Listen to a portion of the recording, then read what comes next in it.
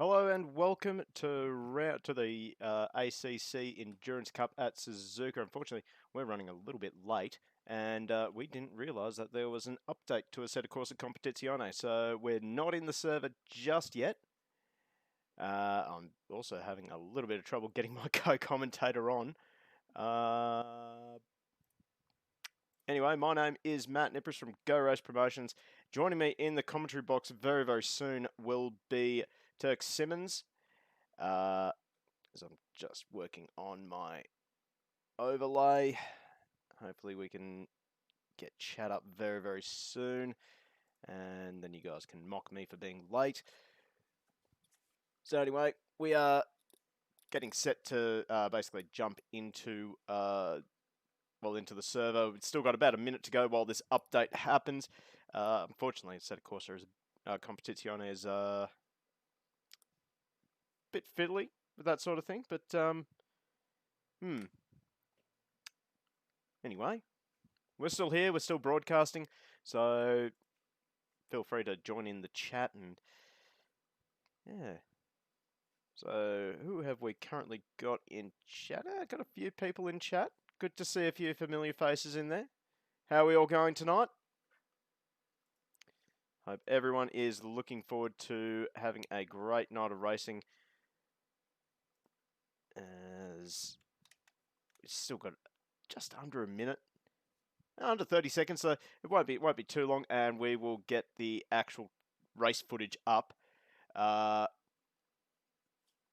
So basically, we are at Suzuka. We're running for 2.5 hours tonight. It's going to be a bit of a test for these drivers. Okay, now it's done updating. We can actually start and try and get into the server as soon as possible. We will have about 5 minutes if everything is all good before qualifying. Yeah. Oh, we're a bit disorganised this evening, but nonetheless, we're back. We'll be on top of things very, very soon. And I'll still have to try and get my co-commentator up as soon as humanly possible. But yeah, don't be afraid to jump in the chat and just have a bit of fun. Still got the stickers up and running, so yeah, play around with them. I don't really mind. Oh no. There we go. Right. Almost into the server. Thank you for being patient with me. There it is. Alright. What's the server password again? I think that's right. There we go. Okay. Let's see. Jump into that. What?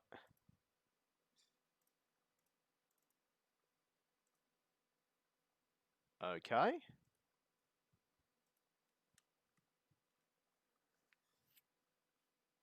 Okay, so we are now in the server, in the track. We are watching the cars racing around. Let's give you some sound as well. Let's see if my co-commentator is good to go.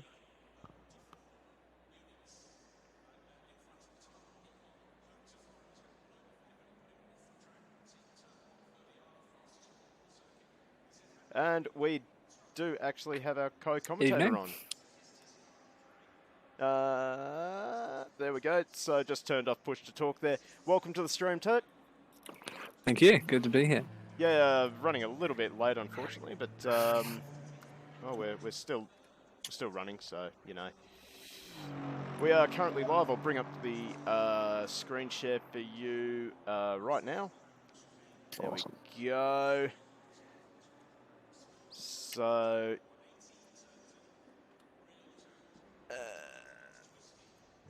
trying to do a million things at once. Was not aware that ACC had an update, so... Oh boy. Yeah. So anyway, we're on board with Andy O'Hara at the moment. Let's see if we can't bring up someone. Actually, we'd actually bring up a proper... There we go. Look at that. Right. See if we can't find someone on track. We got Justin Cordier. There we go. Straight away. Very good looking Merc.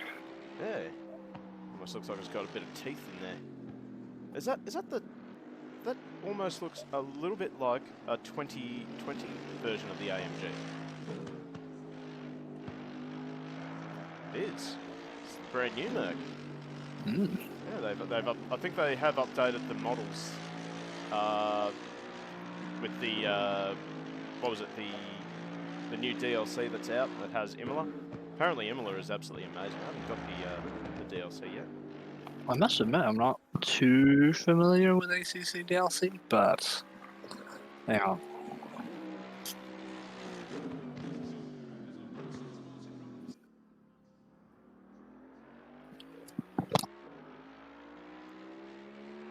So we'll just wait for Turk to finish swallowing his microphone there. So 17 cars in the server, 17 teams, and oh, looks like it's all single drivers tonight. So 2.5 hours of racing tonight.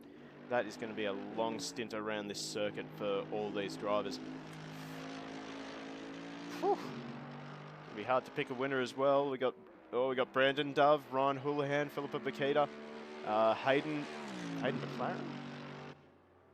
That's a name I'm familiar. That's a name I'm not familiar with.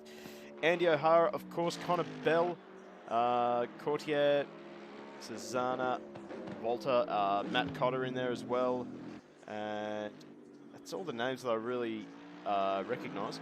Certainly a driver that I'm tipping to win tonight and do really well is Brandon Dove. The guy is an absolute freak of a driver.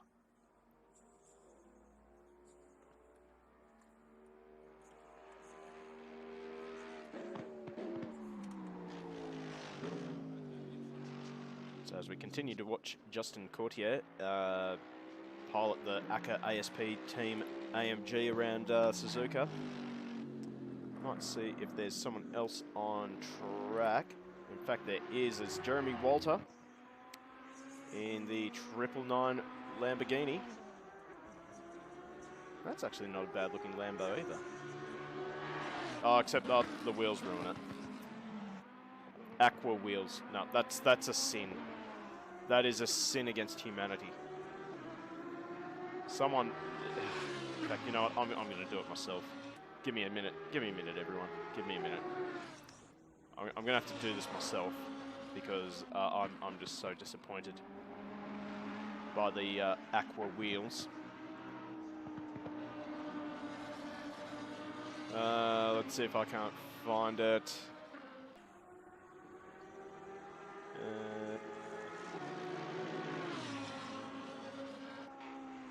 Gotta try and find it. Gotta try and find it. It's got to be in here somewhere.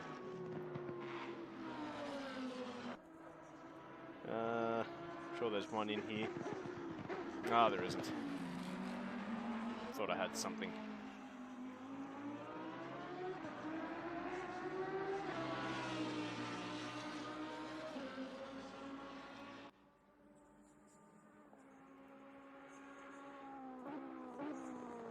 I thought I had something that that I could.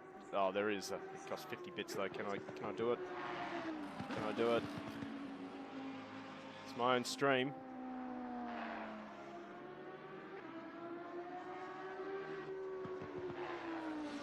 I don't think it's going to work.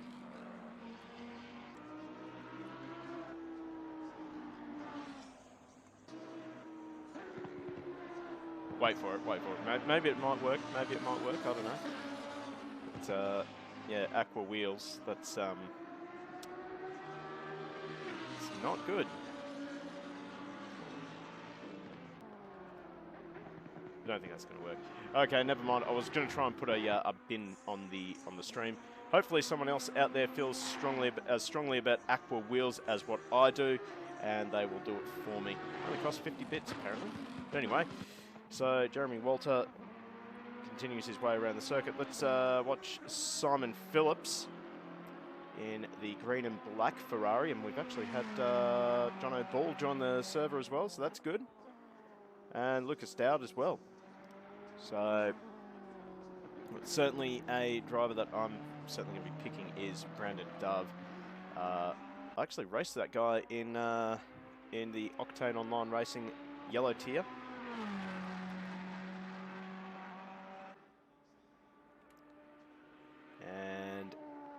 Yeah, that guy is quick. Usually he's about a second per lap faster than me, so he's pretty scary fast. Phillips makes his way through the Casio triangle to complete a lap. We'll see. Hopefully he will stay on track. And he was not going to stay on track. Never mind. How about Jeremy Walter? Is he going to stay on track? Looks like he is. So Jeremy Walter's going to take us for a ride around the circuit as he goes around the outside of one of the Bentleys. So it's a slight break. In fact, he's going to park it. All right, so John O'Ball's going to drive us around the circuit. We'll get someone eventually. Right, through turn 2 and up towards the continuing left and right of the Suzuka S's. To me, it's not a very particularly exciting part of the circuit, but it's certainly a make or break part of the track. If you get offline even just a little bit, you compromise your entry and mid-corner speed in the next corner, so you really have to be thinking 2 corners ahead through that entire section. Now we're up to, I forget the name of this corner, but rather fun. You've got to clout that curb on the right-hand side there, run it all the way out to the edge there.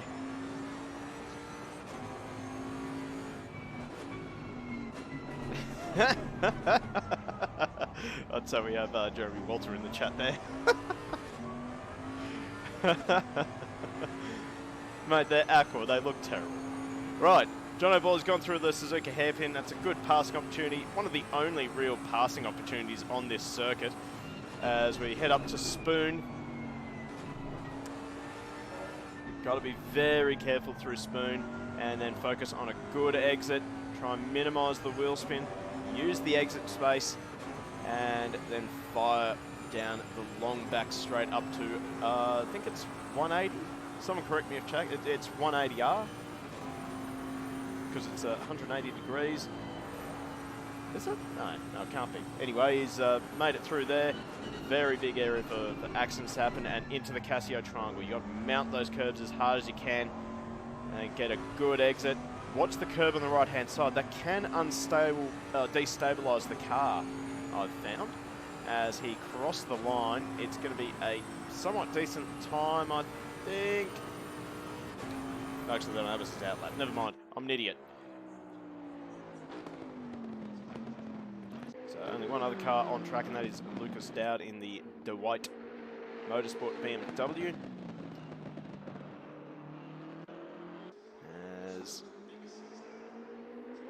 Well, apparently it's briefing time, and we've still got cars going around the circuit. A few drivers just getting in a few last-second laps before we head into qualifying. In fact, let's go have a look at the schedule for tonight. So we have got 20 minutes of qualifying, and then the 2-hour, 24-minute race. Boy, it's going to be a lot of fun tonight. I cannot wait to see what happens.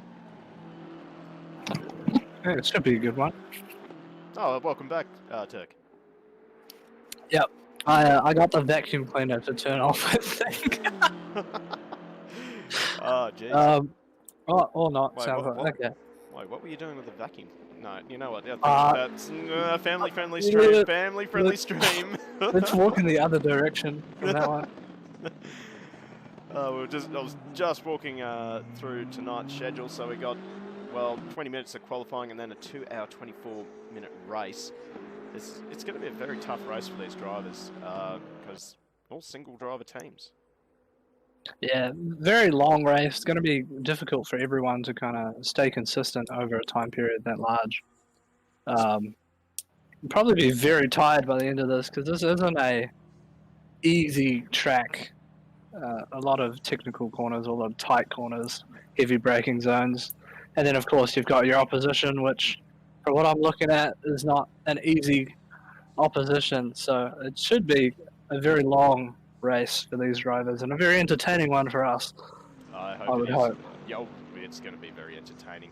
I was just about to make the point. Suzuka is going to be a very tough track on tyres, just because of all the long radius corners. Although the track and air temperature are rather cold, 17 and 22 degrees. That is very, very cool. But yeah, these long sustained corners, they are going to be absolute torture on the tyres, particularly if we look at any car on heavy fuel.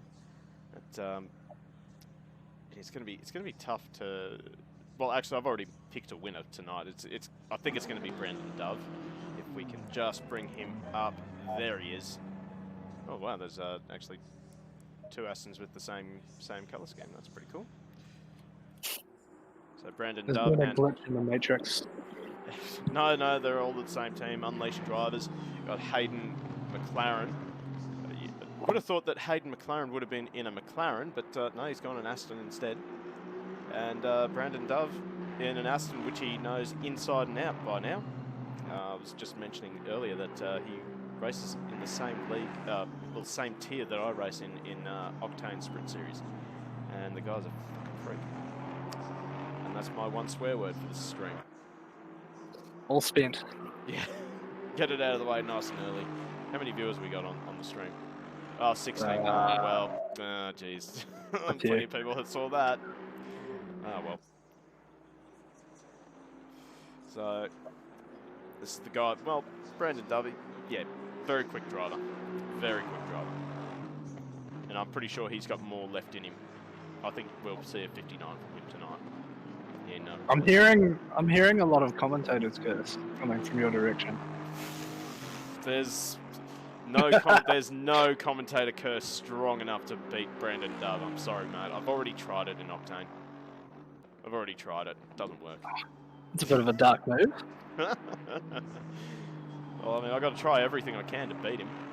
Oh, Roscoe82, thank you for the follow, mate. I hope you enjoyed the stream tonight.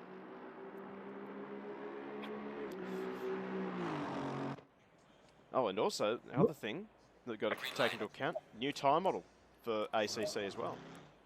Oh. Yeah, so I don't think it's going to throw off Brandon or Hayden too much, but maybe some drivers who struggled a little bit just to come to grips with it. Don't know how much practice everyone's done. Mm. But, well, another driver that should be near the front will be Philippa. In the "It's okay to not be okay" McLaren. That's a very good message. It's a very strong message.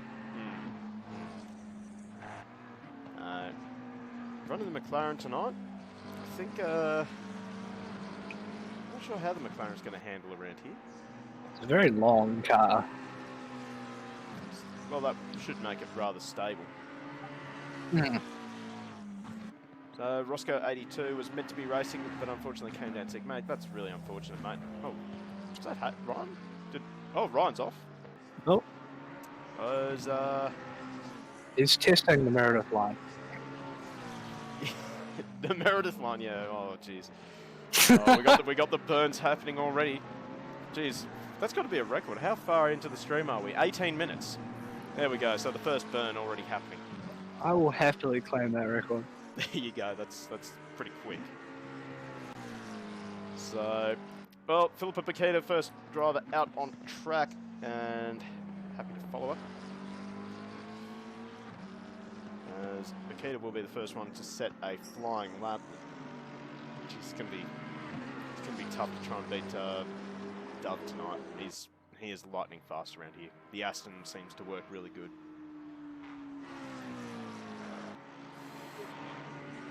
And hello to M Kitty. Of course, cheering on her brother, Jeremy Walter. No surprises there. And spamming my chat with emojis. Also no surprises there. And Goldie Bros, welcome to the stream as well, mate. Oh, jeez, everyone's here. It's great. So, as Philippa makes her way around the first 2 turns and into these, what are these corners called? I feel like there's a special name for them. I don't know it. I can use the Google machine and try and figure it out. That should be something I should be doing as well, but yeah, a bit lazy at the moment. But anyway, just looked like Philippa missed the apex for the first part of those S's, and rather ragged over the curb through, oh god, Degner 1, but managed to bring it back for Degner 2, as up into the hairpin. Can she get it pulled up? She can. Gets to the apex nicely, focuses on a good drive. That's something I've actually noticed as well. If you manage to keep it tight on exit, you save a lot of time.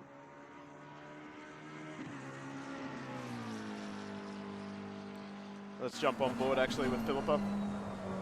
Going through Spoon. Very easy to lose the rear of the car there, but no such troubles for Makita.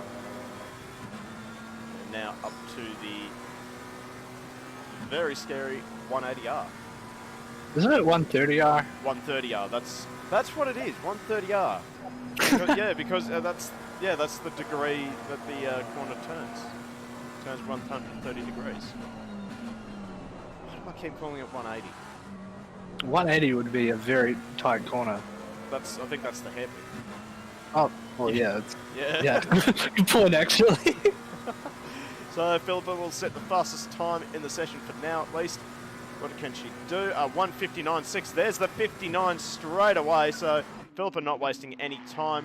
What does Ryan Houlihan do? He only goes a 2:04. Andy O'Hara also into the 59s. And Brandon Dove to the top of 59.3. What did I tell you? All right, Connor Bell. What can he set? It's a tough time to chase. He sets fourth at the moment. Johnny Ball, unfortunately, on an outlap, so he doesn't set a time. Courtier up to fifth. Just for you, M. Kitty. So, Jay Walter up into seventh with those actual wheels. They make my eyes bleed. Send them to the sin bin. I tried to do that, but unfortunately I can't pay myself biddies. Piddlefish, thank you for the... What the hell? Piddlefish. Great name. Top name. Thank you for the follow, mate. As Walter, he's only managed 10th for now, but still got plenty of time. Tim Hinbury hasn't set a time. Terry Darwin has made the 7th fastest time, running a McLaren, so that's interesting. Normally I see him in a Honda, but McLaren tonight. Lockie Nichols, he's done well actually. We saw that at the last round of sprint, Nichols actually, I think he got onto the podium if I'm not mistaken. Beats me. I think he did. Yeah. M Kitty for the follow. About time you followed me, M Kitty. Jeez. Thank you very much for following, joining all the streams, cheering on your brother as always. So, anyway, Lockie Nichols, I was about to make the point. He's certainly coming on strong with ACC. I do remember that he had a great performance at the last sprint round. Interesting to see him in a Mercedes. I think he's normally in a Lamborghini. Last time I was here, he was, I believe. Yeah, he was in a Lamborghini. Are there any sexy Nissan GTRs here from Goldie Bros? Mate, no. Sorry. You're going to have to wait till the next round of Super GT.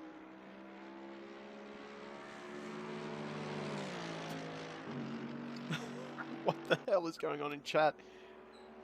Kitty, are you from Tasmania?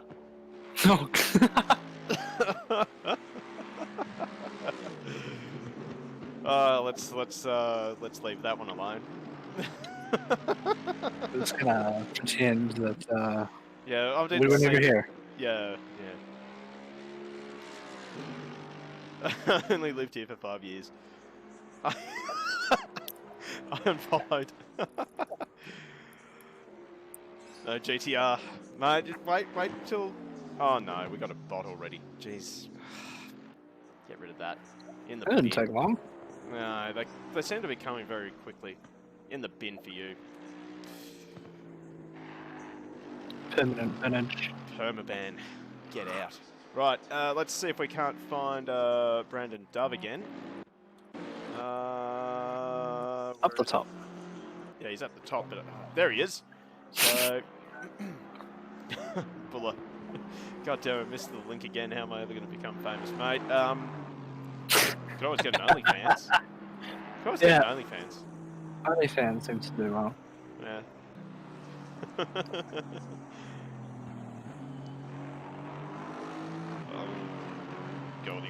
Goldie Brothers already starting on the Tassie. No good. We do like our Tasmanian brothers, just not like that. Anyway. Oh god, the stream's already disintegrating. We're flying off the rails and we've still got a 2-hour race. Oh yeah, it's a good start. Bet all of you at home are really glad you tuned in this Sunday afternoon.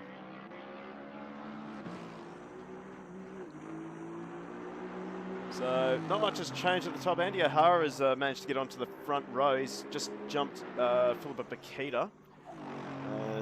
Dove, I think, is just backing off, trying to give himself a bit of room between himself and Laurie McLaughlin. Still running the Lexus. Good to see that someone's stuck with the Lexus tonight. Bit of a shame we don't have any GTRs, but never mind.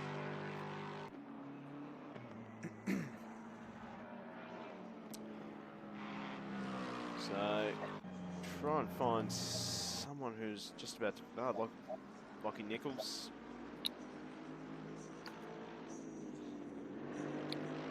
Trying to get some heat into those tyres. I don't think that actually really makes a difference, the weaving in ACC. I think you're better off just probably driving at 90%, let the tyres come to pressure themselves. Doesn't look as cool though. No, you got to look like you know what you're doing. Ryan Houlihan, currently 4th, only a 10th off Philippa Bakita. Currently chasing Bakita, actually. Using all the track. We'll jump on board with Houlihan. Get an idea of what this McLaren is doing for him. Manages to just pull it up on the apex. And gets some very great, tight line. Yeah, very good drive out of the hairpin.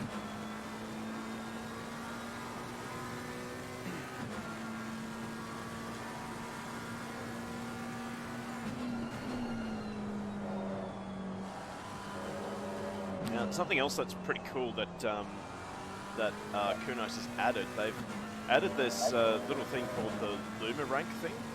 Hang on, I'll go first person.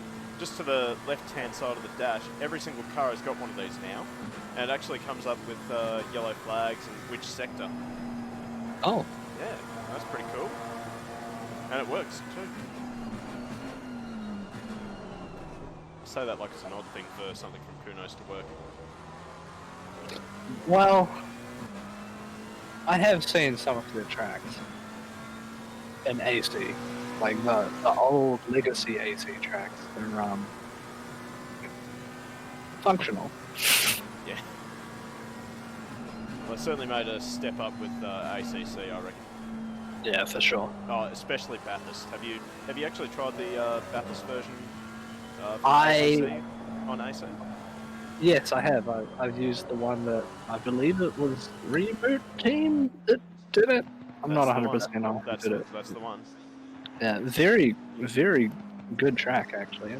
I was a bit upset though because in the old version we used to use for V8s, it had what was dubbed the rally jump at the top of the hill, going through the gate, and that's gone now. And I missed it. I'll be honest. You missed all the carnage there. Yeah. I missed almost going into the wall every lap. You can still do that in this Bathurst.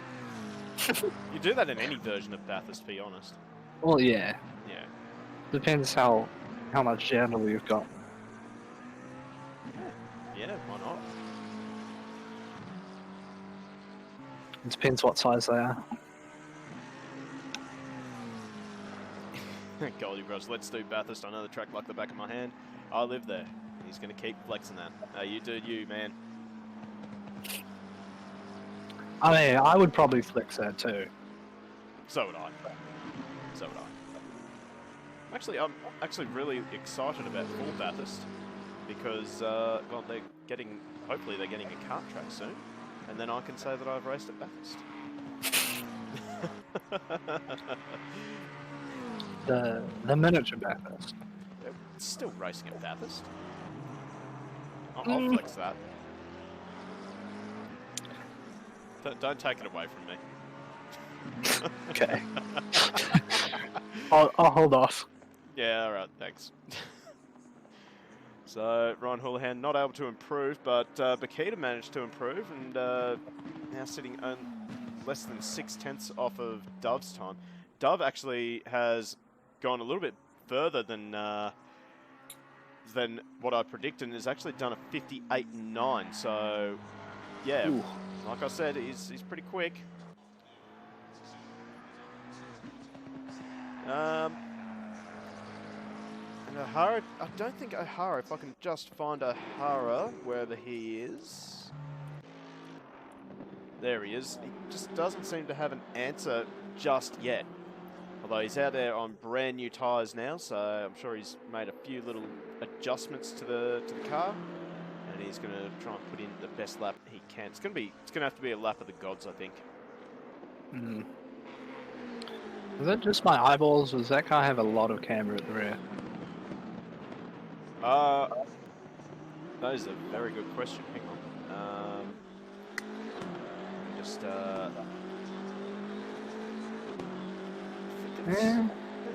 It's got a fair bit.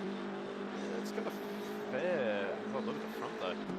Front's got a fair bit of camber. Oh. That's a lot of camber. Oh god. Actually, this This will be the first slash. time. This will be the first time I've actually seen a tyre model in action. I wonder if actually they simulate the crush. A little bit. Sort of simulate the crush of the sidewall. That's pretty cool. But yeah, that's a lot of camber on the rear. And you can just see that O'Hara E is on full attack right now.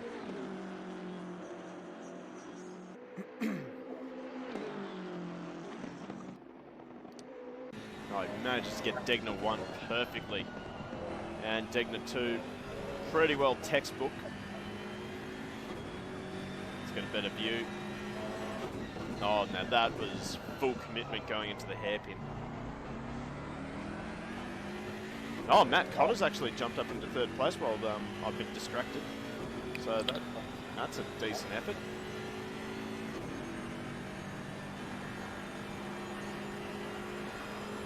Good variety of cars in the top four. Yeah, and Aston Martin on top, BMW second, Mercedes third, and 2 McLarens rounding out the top 5. But here's a pretty good spread. Then we've got the lone Ferrari sitting in 8th. So actually quite a decent mix of cars. 8 is track just went optimum. It certainly has, and it's picked up a lot of degrees too, up to 25 degrees. So that'll be helping these drivers pick up a bit of pace. Brandon Dove is now back out on circuit. He'll be trying to get one last lap. As Andy O'Hara stop the clock. What's he done? He goes up to the top. Oh, have a look at that. I didn't know BMW made airplanes. Didn't they used to? Like back in the Second World War? I have no idea, to be honest. But he is flying. Maybe just had a couple of Red Bulls, gave himself some wings. And a decent effort from Andy O'Hara. That is a bloody fast time. Brandon Dove, so here we go. Perfect timing. See if we can punch him back. Oh, he's absolutely monstering the curves through the chicanes. Well, the S's, I should say. Really hugs that right-hand curb. Little slight lift. He manages to hold a nice trajectory.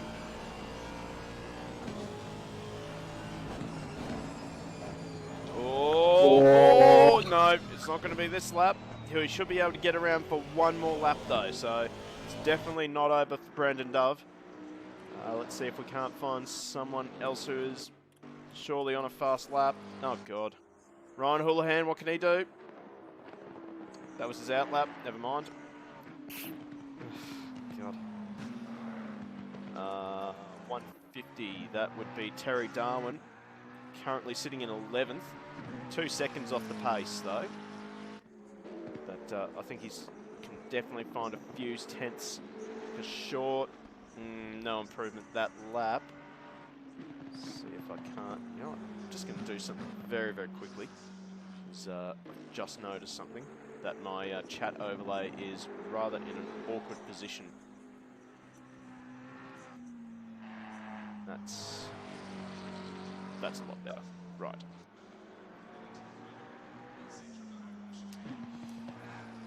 There we go. Oh, Goldie Bros, you have to reset again.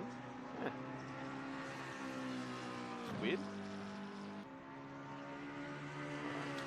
Let's see if we can't find car number 7, which is Anthony Suzuka. He's had a bit of a struggle this session so far. He's down in 14th in the big Boatley.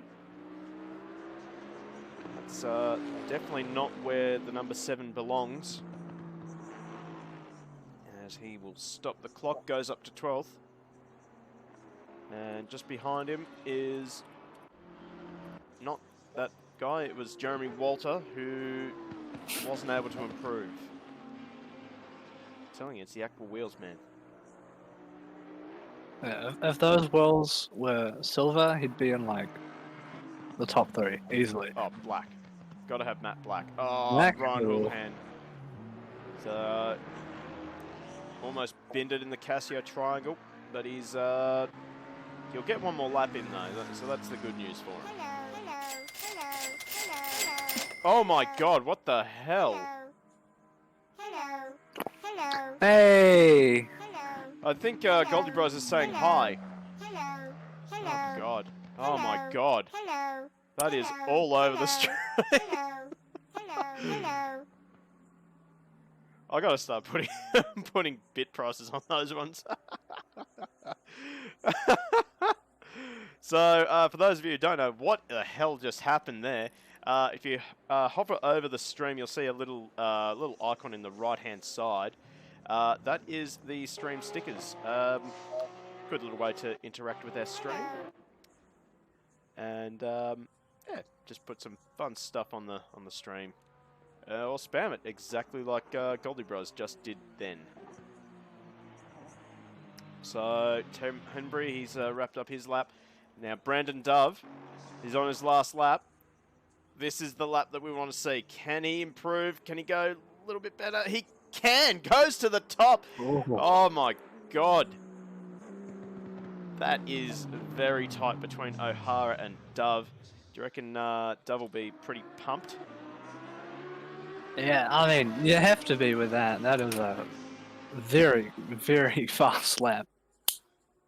And especially to get it in right at the last minute, it's... And Jeremy Walter unable to improve. So let's head back to our overlay screen thing, and we'll have a look at the results of qualifying. There we go. Stop changing it on me, ACC. So Brandon Dove puts on pole position. Look at that. He wasn't even fastest in the majority of the circuit. Andy O'Hara had 2 purples.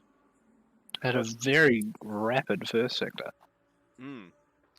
So, yeah, almost 4 tenths clear of O'Hara. But interestingly, yeah, 3 tenths and then lost a tenth.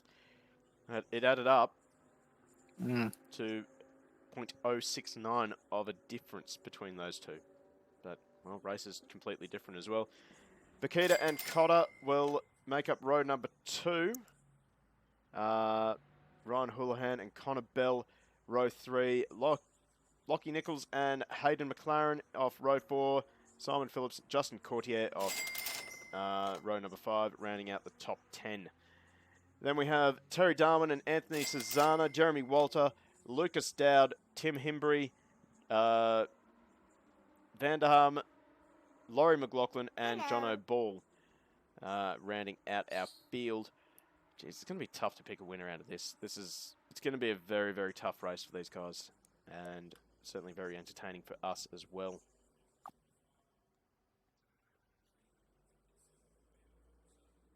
Yeah, now we've got everyone onto the sticker train. 30 30 seconds.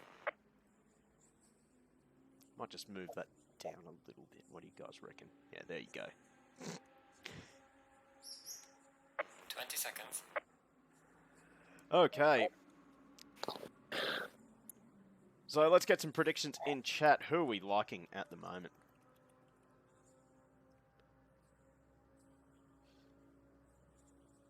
Or even throw the question over to you, Simmons. What do you reckon? Oh, Now I'm putting you on the spot straight away. well, to be honest, I can't really pick a winner. I would love to see an underdog win. Mr. Bell, my my rival, would be good to see him come out with a win, but it'll be hard to compete with those top four, really.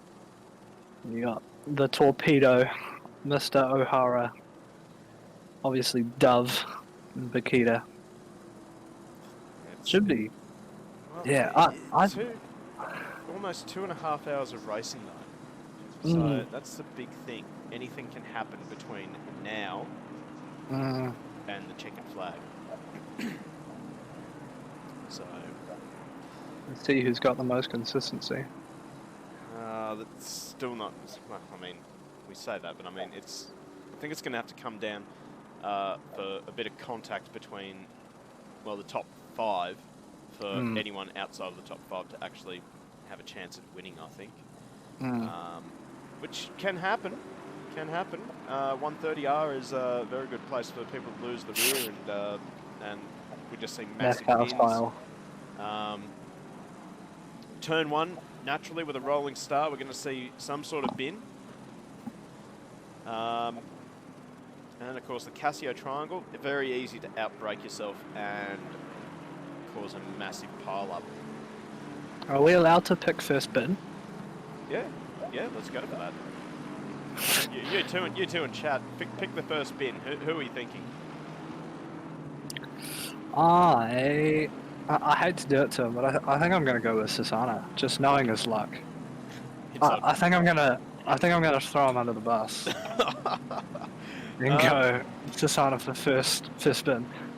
I think I'm gonna go with the only Porsche in the field, Himbry, because Porsches are they're just bins waiting to happen at the best of times.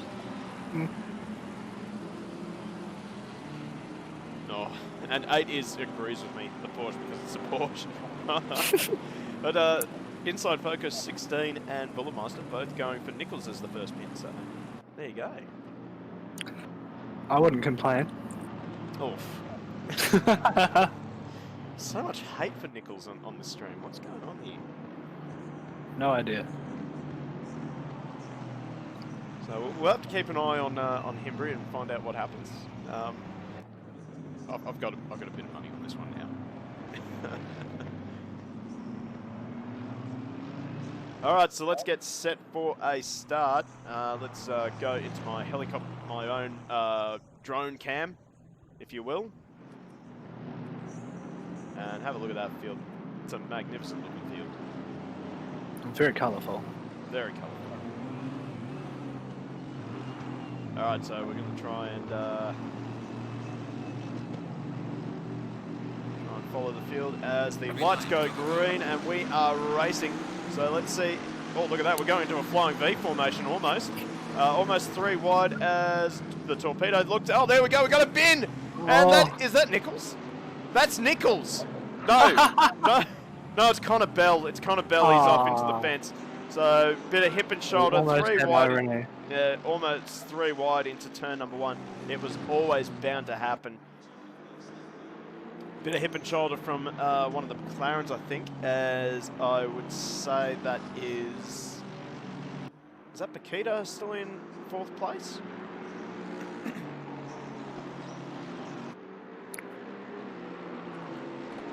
Yes, it is Bakita. Where has Ryan Houlihan gone? He's dropped down to, see if we can't see where he is, as our timing screen finally catches up. He's dropped down to 8th position.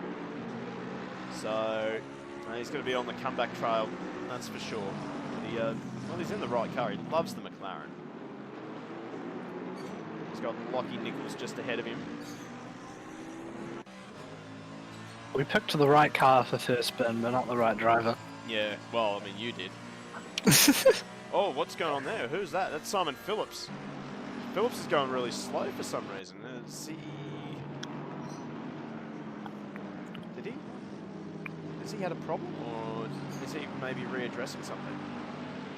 Because certainly Nichols and Houlihan rounded him up very, very easily.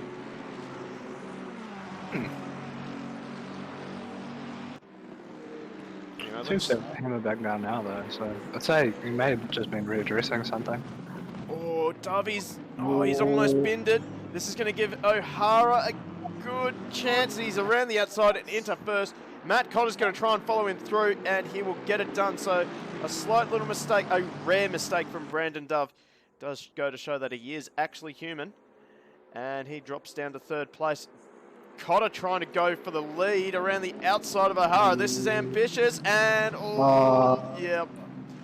And good thing that run off there. He will have to slide in behind Bakita, I think. No, he's actually managed to hold off Bakita, and now the top four tightens up again. This is not looking good for Cotter. Oh, the rear of the car just stepping out there. Rear pressure's probably just not coming on for Cotter just yet.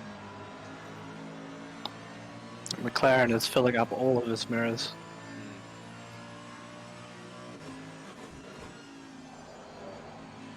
Scooney28, hey, good evening, mate. Welcome to the stream.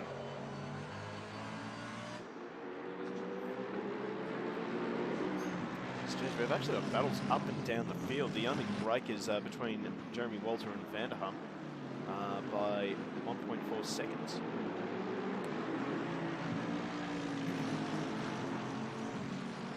So, the field makes their way around up to Spoon once more. O'Hara still leading the way. He's actually managed to pull a little bit of a gap on Dove, so maybe Dove just probably showing a bit of frustration with that unforced error into the Casio triangle. Now, probably, well, I can't really see it from Dove. He's a very experienced sim driver. Just seemed to misjudge it. That one human error, and it's just cost him a position. Oh, what was that? Is that Cotter? Oh! Cotter, massive flip. Oh, they're all going off. Oh, they're all off. They're all in the fence. I believe that was Phillips. Was Lockie Nichols, and that was Phillips as well. So, it's happened finally at 130R. Everyone just went sideways, and it seemed to be all the Mercedes as well. And Nichols, I would say he's got a lot of damage on the back of this Mercedes. Oh, look at that. That is not a happy looking. Oh, look at the wing. It's damaged. Yeah, check it around. Yeah. Somebody get the duct tape. Oh, and he's gone again. Oh. This is not going to plan for Nichols. He's down to 16th position. Still got Connor Bell behind him at the very least. So Connor Bell way behind it. I think he's gone in for a pit stop. Must have. Going for the undercut. Very big undercut. Might not be that bad of an option. Well, no. Depending on how packed the field is. Well, I mean, you have a look at the midfield. This is basically the whole midfield. Let's go helicopter cam so that we can see just how tight this battling is. They're all holding each other up. Bella's got nothing but clear air in front of him. Oh, who was that? Ooh. That was Terry Darwin. He's gone wide, and that's going to give Susanna an easy position. So I'm just going to quickly head back to the replay and find out what went on in 130R. Let's see if we can't find Matt Cotter. That's him there. So I want to go about here. So what's happened to him? He's just lost the rear, overcorrected, and it's just had a slow rotation. I'll quickly go into free cam so that we can just see exactly what has gone on. Oh, Nichols has lost it Nichols behind is him. already gone. So we'll just rewind that just a few seconds. So there goes Cotter. He's gone. And Nichols has done it all by himself. Now, who's collected him? Yeah, Simon Phillips has collected him. Oh, that's got to be a lot of damage on the front of the Ferrari, that's for sure. Whoa, we don't want to quit. What? No, I don't want to quit. What the hell? Oh no. Oh no. Uh-oh. Uh-oh. Uh-oh. Quick replay, maybe? Okay. Saved. They changed that on me. Kunos, why you change things on me? So 87 in pit lane. That is Simon Phillips. So he's already gone in, and well, unsurprisingly, Nichols is in the pits as well. Oh, Terry Darwin into the fence now. Ah, jeez, it's all going wrong for some of these guys. Track is very cold. 16 and 18 degrees, and well, we're already up to 6 o'clock at night as well. So this is going to end at night. That's going to be cool. Let's check in with our front 4 still. No, front 3 now. So where has Cotter gone? It's down to 5th. He lost it in 130R. Yeah, that's true. Fair call. I didn't think he lost that much time though. Oh yeah, true. Oh, well, he did it up sideways, didn't he? Because he overcorrected it and then. No such problems for our front 3. They're just going through 130R absolutely on the limit and just looking comfortable.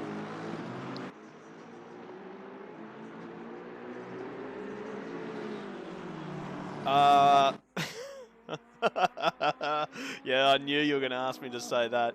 So, Bend. How am I going to say this without getting a community guideline strike? 69 yeet. Ha! There you go. Got around that one. Thank you for the follow, mate. Much appreciated.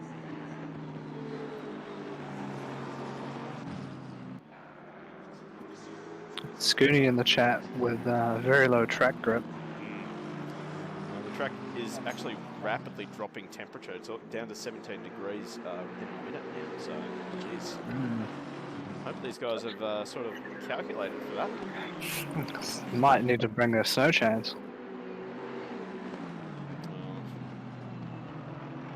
Goldie Bros calling me a wig. God. I just don't want that community guideline strike. Then I can't make money from Twitch. I've got my priorities right. Yeah. Looks like Simon Phillips is about to obey to blue flags. I think that's Phillips. It is indeed. Can't miss that car. No. The only Ferrari in the field. Oh wow, 10 times time, God, what am I saying? 10 times multiplier for our race time. Jeez, that's Night and day and night. Yep. It's going to be a very, very, very quick transition tonight as Phillips bins it ahead of our leaders.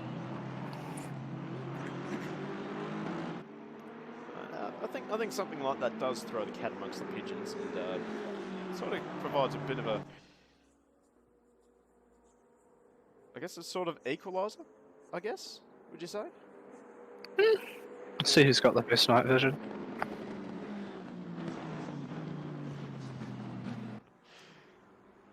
God, I'm glad Goldie Bros is in the chat. Lightening up the mood. Yeah. Taking shots at Tasmanians. There's always one. There's always one. Yeah, it's M-Kitty. That's the Tasmanian in the chat. Yeah. It's a bit scary when they're on track. Oh, O'Hara's made a mistake now. What? What's going on tonight? We've had Brandon Dove make a mistake. Andy O'Hara's just made a mistake. Bakita on the limit of making a mistake. Cotter's made a mistake. I I get the feeling that they didn't tune for a track this cold, and it's Possibly. catching them out. Houlihan's just lurking in the... But no, that's Simon Phillips, never mind. But we do have a little battle cooking up over here between Hayden McLaren and Matt Cotter. No, Goldie Bros, we're a very inclusive stream, and we welcome everyone to the stream. Oh, Hayden running a little bit wide. Hayden McLaren running wide in an Aston. Yeah. Such a good opportunity wasted. We'll jump on board with Hayden as he chases down Matt Cotter. As Cotter runs wide again. He should have gotten away with that. Cotter is not having a good time through 130R. No. And it's a very tough corner to take as well. Because like you're going as quickly as you can through there. You grab the curb, and the curb can really throw the car really out of control on you.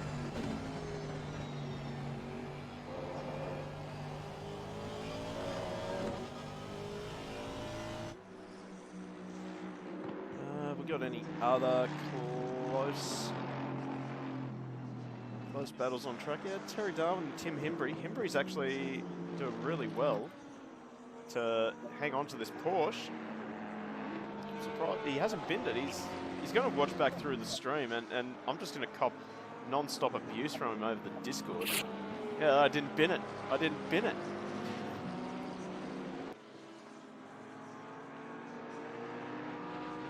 He's actually progressed up, I think it was down in 14th, that's where he started, and up to 10th, so not a bad start for Tim. Benefiting from other people's chaos. Well, in order to finish first you must finish.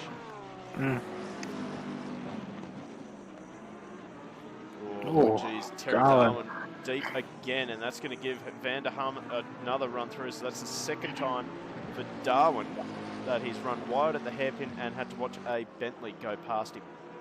The Huminator is at work. Is that a thing? The Huminator? Oh, I mean, I just made it a thing. It is a thing, so the Huminator. The Huminator. So if there's any AK Racing admins, can we change Van der Hum's handle to Huminator? I could. Oh, well, there you go, do it. That's now a thing. So I have to say Van der Hum's had a good start as well. He's progressed up through the field nicely, again avoiding accidents. That's actually a big thing as well, avoiding the accidents. When someone loses it in front of you, especially in 180R, it's very easy to collect them. As 30. Did I say 80 again? Yeah. He loves his hairpins. Oh, yeah, I really want that corner to be a 180-degree turn at 250 odd kilometers per hour. It'd be entertaining. It would be. Would be. Just how much banking do you reckon you'd need? Too much. Too much. Never too much. So, yeah, well, as Simon Phillips demonstrated, very easy to get involved in someone else's accident. So, avoiding accidents is a very important skill to have. Looking out for those yellow flags. Don't just watching ahead of you.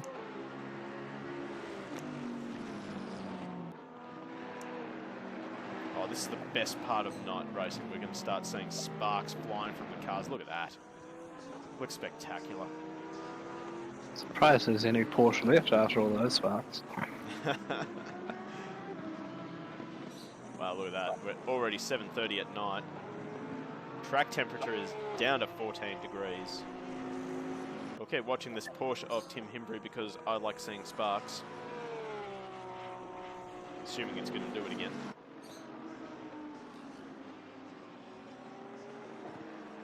No sparks, no sparks. That's okay. Look at the exhaust glowing red on the back of that Porsche. Whoa, jeez. Oh my god.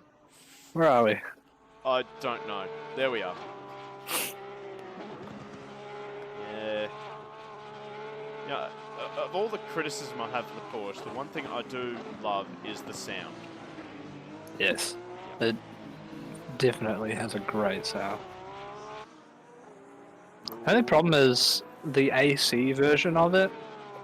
The sound is good, but for some reason the mod is so loud. You you can't hear anything over it. It's literally 10 times louder than every other car in the game. Well, they are a normally aspirated car, so they are going to be very loud. Mm. So that's not surprising for me. Ooh, Tim runs it a little bit deep. Grabbed that curb on the inside as well. Did well to hang on to it, actually. Goldie Bros in chat, you leave our Lord and Saviour Mojave alone.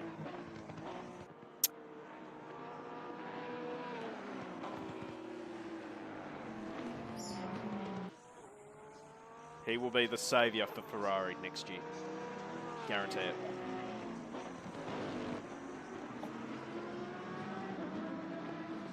Alright, let's check in with this battle here. Anthony Susanna on Justin Courtier. So, again, another Mercedes versus Bentley battle. This is the Battle of Britain, actually. Literally. We tried that last stream and it didn't play out, but This one does. this one does. So we're right on board with Susanna as he tries to chase down Courtier. As they're just starting to lose touch with Hayden McLaren a bit. And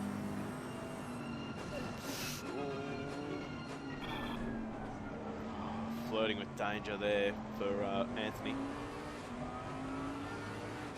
And Courtier into the pits early. That's a very early pit stop from Courtier.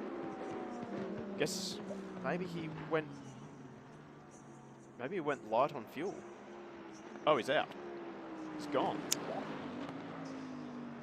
Yeah, he's gone. Left the server. It's a bit awkward. Yeah, it is. We'll put it down to an engine failure. Why not? Yeah, I'll go with that. Well, let's head up to this battle here. We got well, Simon Phillips. He's not in this battle, but Matt Cotter and Hayden McLaren certainly are. They're still going at each other.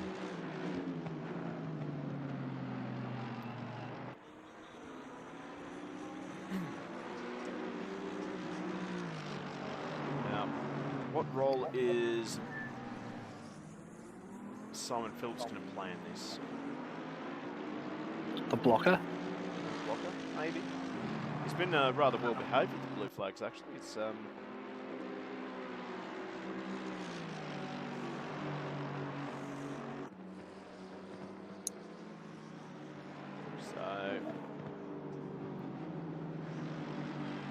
head back to Hayden McLaren and jump on board with him. Goldie Bros, got to go for dinner. Mate, what are you having for dinner? Let us know when you come back, actually. Oh, Cotter runs wide again. Oh, Phillips is off. Oh. Has he kept that thing off the wall? I think he has. So that's a bit of a...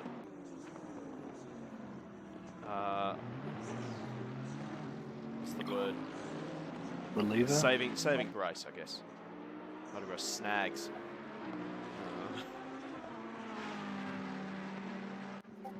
Oh well, enjoy the snags, mate. So, Jeremy Walter out by himself, unfortunately. As we're currently almost 8:30 at night. Still the field going strong. I think we've lost 2 drivers, if I'm not mistaken. Sadly, there's still too much light to hide those aqua wheels. Yeah, Not quite dark enough. yeah. I know how we can hide them though. There we go. Let's just keep Fixed. going. Let's just keep going further up the field. So, here we go. So Andy O'Hara is now on the back of Philippa Bakita. As this is now the battle for second. Brandon Dove has just sort of started to skip away slightly over Bakita and O'Hara. Not sure if that's just because O'Hara and Bakita are fighting hard, or whether just the pace of the McLaren's just not quite there.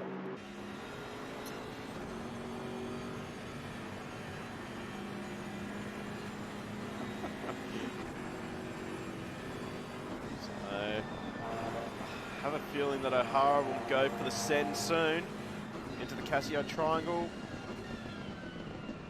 Alright then, Ciclonia. If you think aqua wheels aren't bad, I dare you to put them on your Stang in V8s. They'll go perfectly with your colour scheme. Bright blue aqua wheels. I'll even do it for you if you want. There we go, the challenge is out.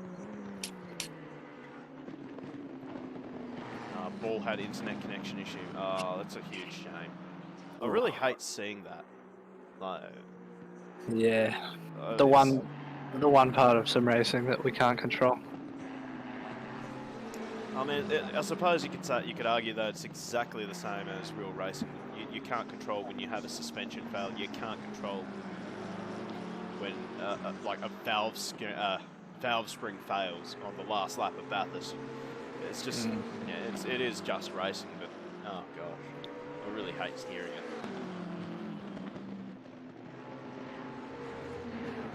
Particularly if maybe you put in a bit of time on the setup as well. Certainly a very bitter taste in the mouth. Yeah, for sure. Speaking of suspension issues, did you hear what happened at Austria in the last round of V8s? No, unfortunately I missed that. I DNF'd both races. Oh, okay. Which is unfortunate. Not how you want to have a night of racing, is it? No, well, it's my fault both times, but still a bit upset that Bell's back in first in the points, but it's alright, I'll just get to catching him. Oh, well, 1 week to go, and you'll get him back, I suppose. Speaking of getting him back, right on board with O'Hara again. I just think he's trying to line up a move at the Casio triangle. He does still have 2 hours. He doesn't have to rush it at this point. No, but at the moment, that gap between Bakita and Dove is increasing. It's over 3 seconds now. 3.5 now. So O'Hara, if he wants to take the battle up to Dove, he's got to clear Bakita very, very quickly.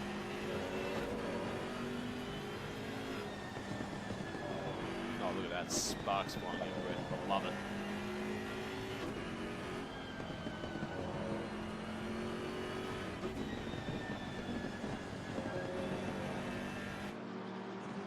That is literally the best thing about night racing. Just sparks flying off the car.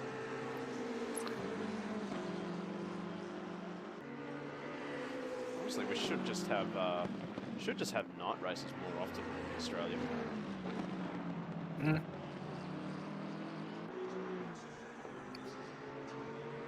It's a shame that Australia doesn't have any fantastic endurance tracks as such. It's for like LMP1. Isn't the Bend? It's supposed to be. Well, it's not trying to offend anyone, but I don't really like the Bend personally. Never driven it.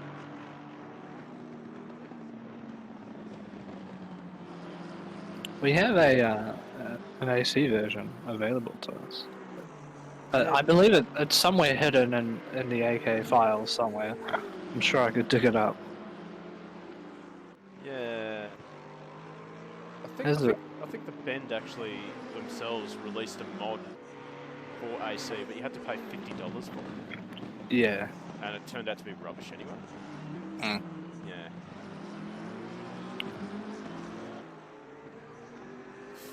Yeah, let's not go there. I feel like a lawsuit coming my way very, very soon.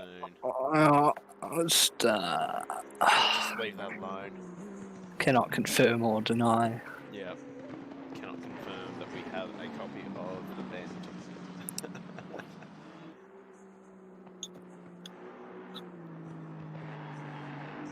So, again, just watching O'Hara. Got a theory from Cicluna that he's just saving tyres and fuel and just hitting his marks.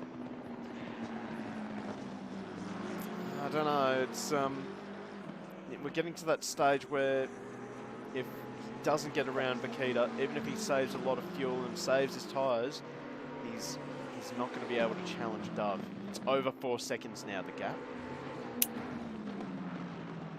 I think it is more just that Suzuka is a very tough circuit to pass on. Let's look at the back of the McLaren of Vakita. Just looking at how this McLaren has been behaving, particularly through the two Degners over the curb, it's just not looking happy at the moment.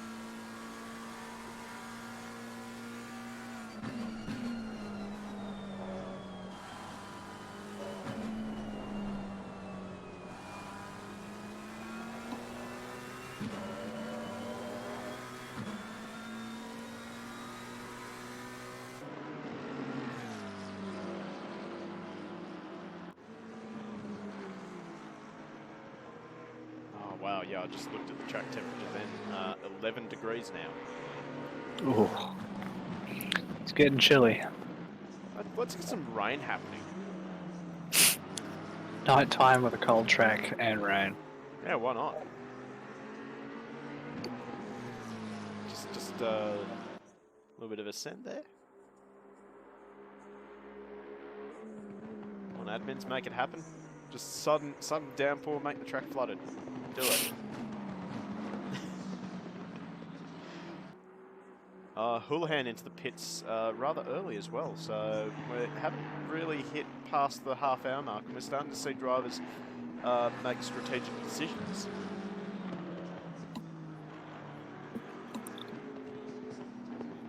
I'd say that's what this race is going to be all about, is who's got the best strategy, who's planned it out the best, who can obviously put that plan to use.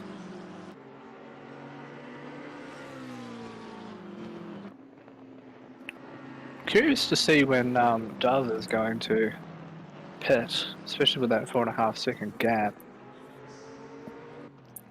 Might be worth staying out a bit longer, perhaps.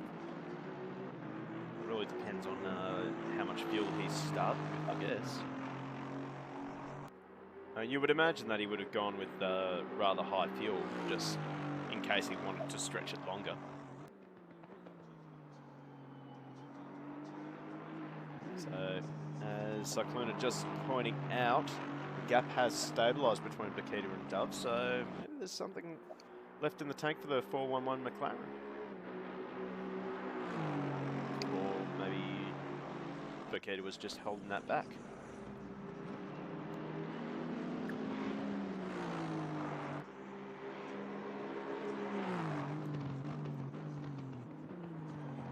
Perhaps Dove just going into race management at the moment, just managing the gap. Manage the gap, manage the tires, manage the fuel. Push it out.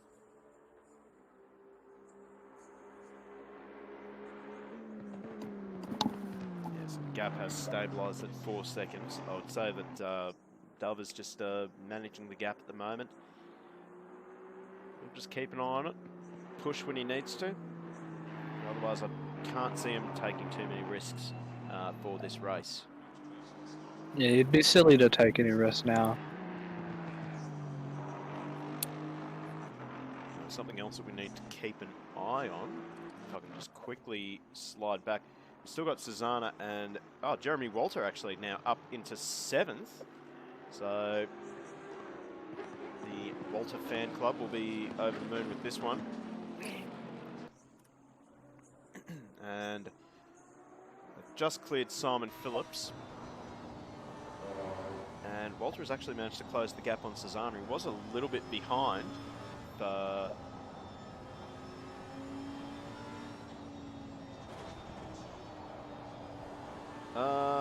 Cyclona, what's that little bar on the left-hand side of the manufacturer badge? That is the particular driver's ping.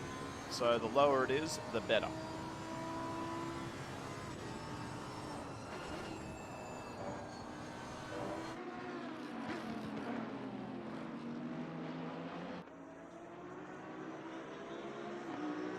So Walter now, he just seemed to lose a little bit of time through the first and second Degner.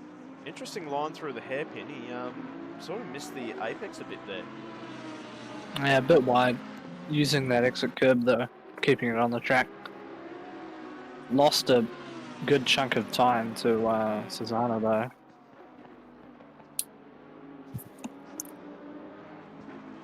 Looks like Phillips is gaining on him pretty rapidly. Yeah, not the position though, unfortunately for Phillips.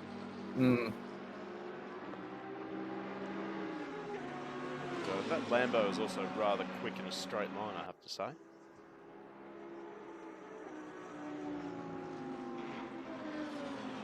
Unfortunately, the gap has just extended up between Walter and Susanna. So maybe just lap traffic playing a little bit of a hand in Walter closing the gap on Susanna. Gap's up to 4.4 at the front. Yeah, once again, I think it's just Dove managing that gap. But, I want to go back to this battle here. We got Vanderham. He's just starting to skip away from Terry Darwin. There's actually another one here. So Laurie McLaughlin's another driver who's made a good start. He's actually charged up through the field. I want to say he was down in 16th at the start of this race, and he has just made the move on Dowd, perhaps. As Dowd looking up the inside of the Lexus, not quite able to do it. Are we going to see a dive bomb turn 2? No. He'll try and go for the better exit, but once again, there's no real passing opportunity through here, unless the driver ahead makes a mistake.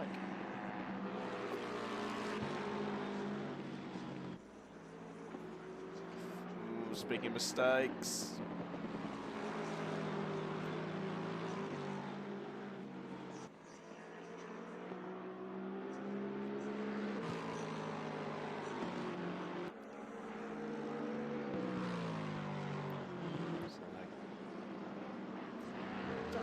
Really seen a lot with the Lexus in ACC. This is a very good looking car. Got a good sound to it too.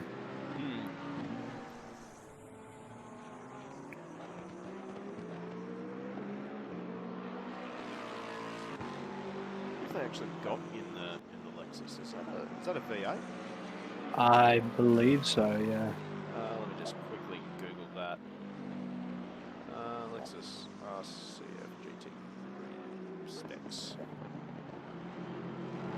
Let's see.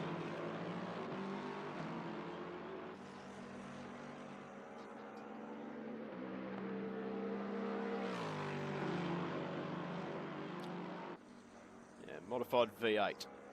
That's all I'm getting.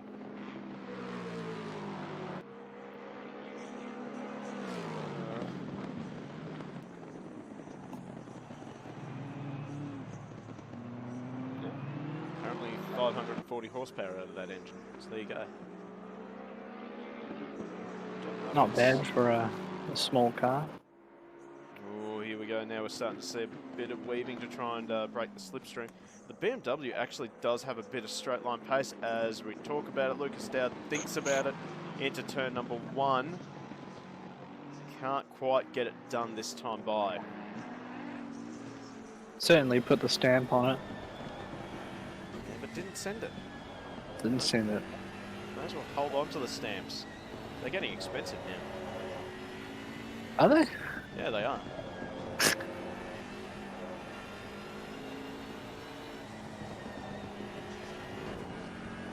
Just see that the BMW's got a little bit of push mid-corner. That's hurting him. Oh, Cycluna, a subscription. Thank you very much. Much appreciated, mate. Oh, that BMW looks quite loose on corner exit. Or just as he into the mid-turn, he seems to be counter-steering it a lot. I think he's just trying to push a little bit too hard. He seems to lose a little bit of time on McLaughlin just naturally through the first and probably the middle of the second sector. But it's this last sector through Spoon where he makes the most amount of time up. As we can see, the Lexus just getting a bit of mid-corner oversteer. A bit of a slide for Dowd. But watch this gap come down, because the BMW, once it winds up, it is a jet down the straight.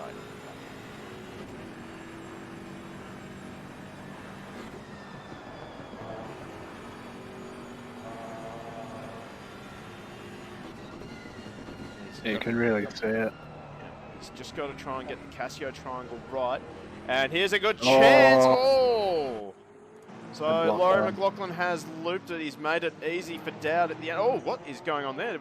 That was Himbury just going straight through on the Casio triangle. So that was quite exciting. Bit of drama. There's Lockie Nichols, unfortunately, getting collected at 130R. Got it right that time. That's good. So I'm going to have a look at what happened to Himbury, because that was really odd. We are looking for car 911, wherever that is. Isn't it 912? There he is. Yeah. So what happened to him? I'd say you just got the triangle wrong. Went straight without knowing a car was there. Oh, yeah, he's really missed it. He's actually slowed right down. That was a bit of a weird one. Yeah, and he's now got a bit of problem because Ryan Houlihan's right behind him. And Hooley will be wanting to clear this Porsche as early as possible. And he's going to send it. Oh, what touch! Bit of contact. It was worth the try. It was worth the try.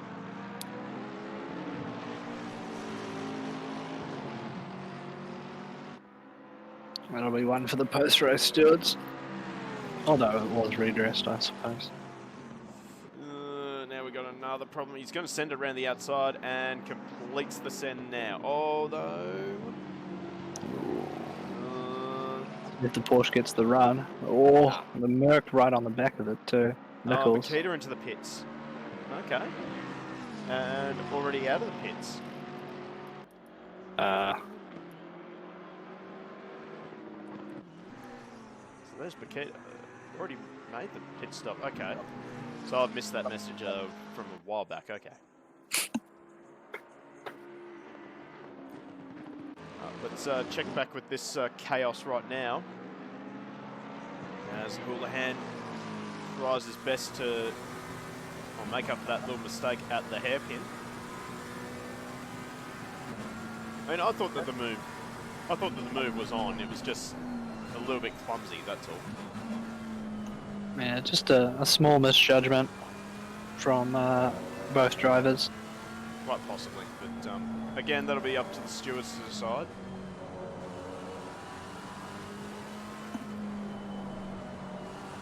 Just see that Houlihan's just setting him up, I think. It's getting out the envelope. Doesn't have to. McLaughlin runs wide. Easy to do in that corner.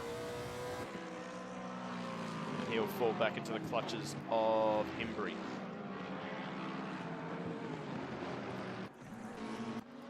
Oh, who was that around? Who? What? Was that Dowd around? He's still circulating. So I just got the comment in chat. O'Hara is catching Dove. So I thought I'd try and sweep back to O'Hara. really catching it up, actually.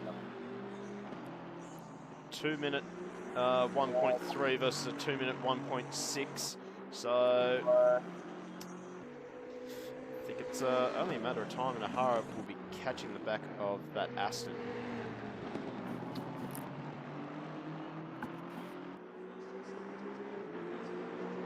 Wow, he has really closed up.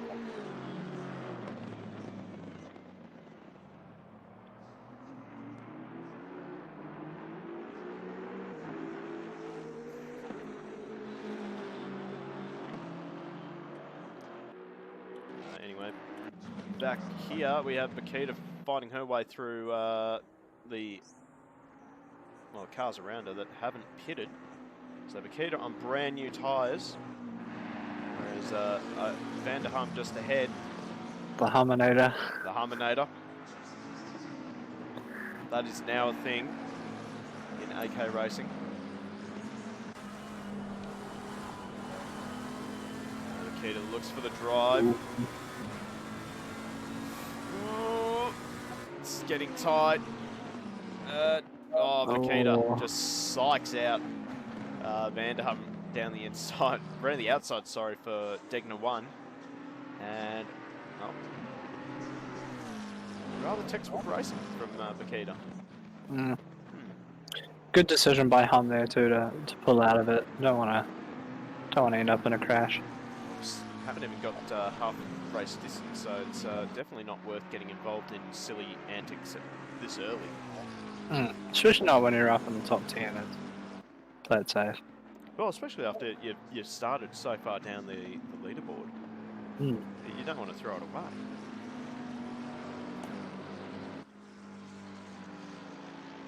So who can we check in on? Oh, Terry Darwin, he's had a very eventful race. He's still holding on to 9th and just hanging on to the back of Van der Hum. In the background, Lucas Dowd, I think he is starting to catch.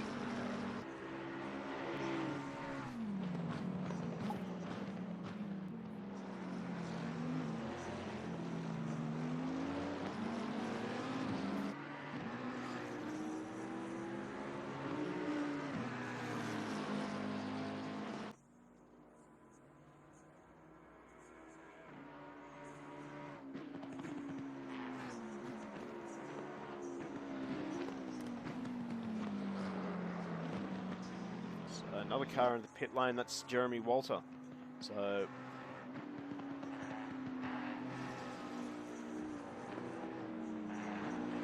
God, that's a bit mean there, Yeet. Love Nissan GTR, so if there's no GTR next stream, me and Goldie will run through your house and rob you for your TNS. I'm scared to ask what TNS is. Oh, maybe Tinny. Oh, Terry Darwin wide. Oh! That was almost a torpedo. What happened there? Did maybe Van der Hum ran wide and slowed down suddenly on Darwin? I have no idea. Yeah, I was watching chat. That might almost be worth consulting the replay. I agree. So who are we looking for? 150. I don't have TNs. Oh, there we are. Right. So, what's going on here? Oh, okay. I don't know what's going on there. We'll go on board with Darwin here. Get his view. Oh, okay. Oh, okay. Ooh, and then he's just... I think he's just misjudged. And that was close. Can we get a view of that from Hum? Just coming into the corner. Yes, we probably can. Right. So we'll have a battle for the lead as well soon. So we'll watch this replay very quickly. So Hum gets it wide. He gets it wrong. Now comes across. He didn't really try and move across, but that's a new pants moment there. Yeah, that is a clinch moment. Terry Darwin into the pit lane as well. So let's quickly look at our lead. So Andy O'Hara still chasing. Gap's still at 2.2 seconds, so Dove has just started to put the hammer down a bit, I think.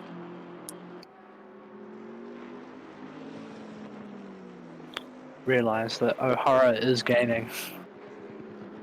Put the hammer down a bit.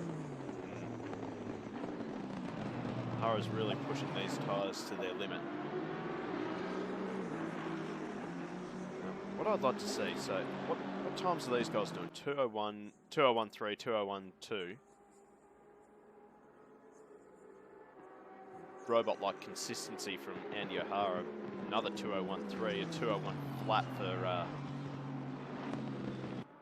Brandon Dove. But what pace is Philippa Bakita? 159.5s. So Bakita going for the undercut. And she has also got clear track.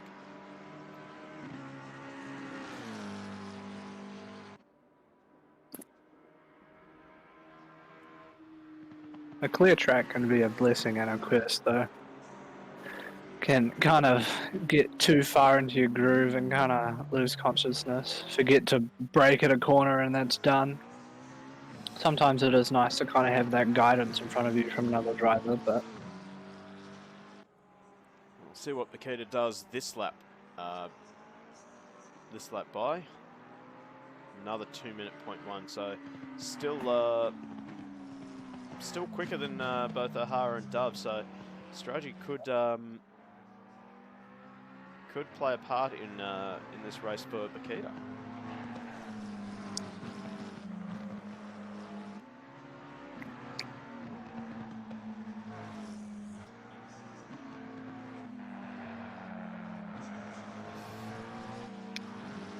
Let's quickly try and find another battle.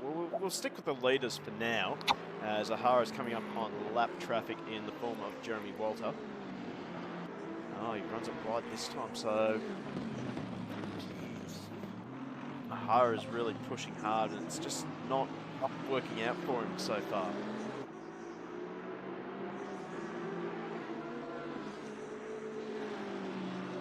Oh, a stop-go penalty, 30 seconds for Matt Cotter. Oh, That would be speeding in pit lane, I imagine. oh no. That'll be heartbreaking. Especially this far into a race. Yeah, An hour in. Still got 1.5 hours to go on the race, so you can still make it up. Hmm. In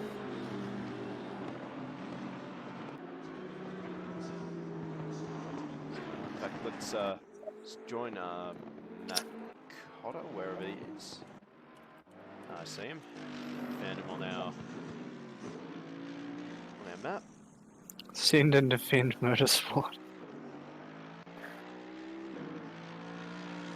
Oh, that is a great name. Love it. That is a fantastic name.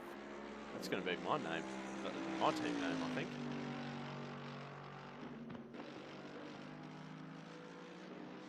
Apparently I have a very good skill at making Nissan GTRs wider than what they should be. It's not a bad quality. No. I'm quite proud of it, actually. See if Cotter can get 130R right this time. Oh, we haven't seen any yellows lately, so gets it right. Yeah. Gets it clean.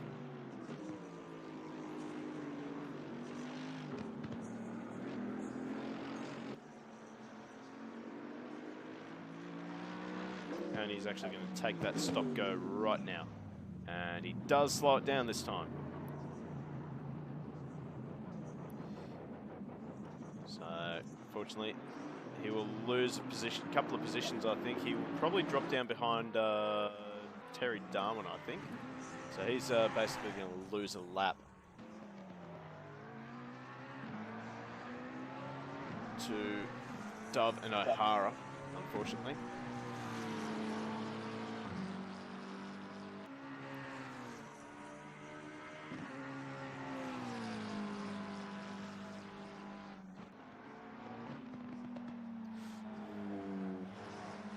First step out sideways from Terry Darwin. I was together though. So Seems to have been struggling like that all race. Might be something a little off in that setup, causing the rear to be a little more unstable than they'd like. I think it's just McLaren mid-engine nonsense going on. Mid-engine shenanigans. Yep.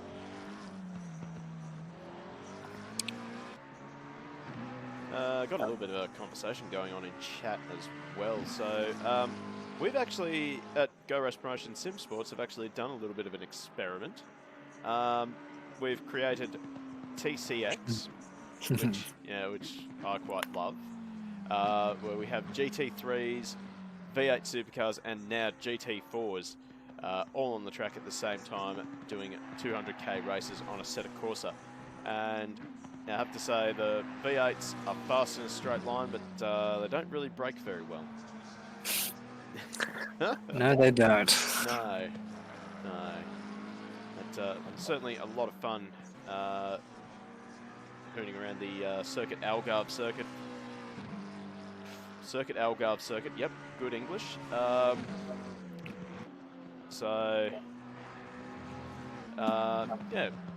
good fun. We've reduced the race distances from 300 to 200 kilometres now, so hopefully we should get a few more drivers to enter the next TCX event, which will be happening if I just get my Discord up. I think it's the 7th of January, so it'll be hopefully the first event of the new year. So, where is it? There it is, next event. Yep, 7th of January, and it will be at Kyalami. Oh, Cycluna, interested. Well, let me just post a link to our Discord in the chat.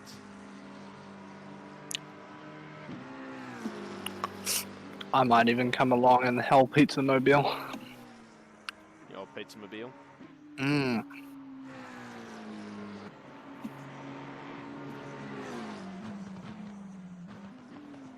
So, here we go. Darwin wide there at the triangle.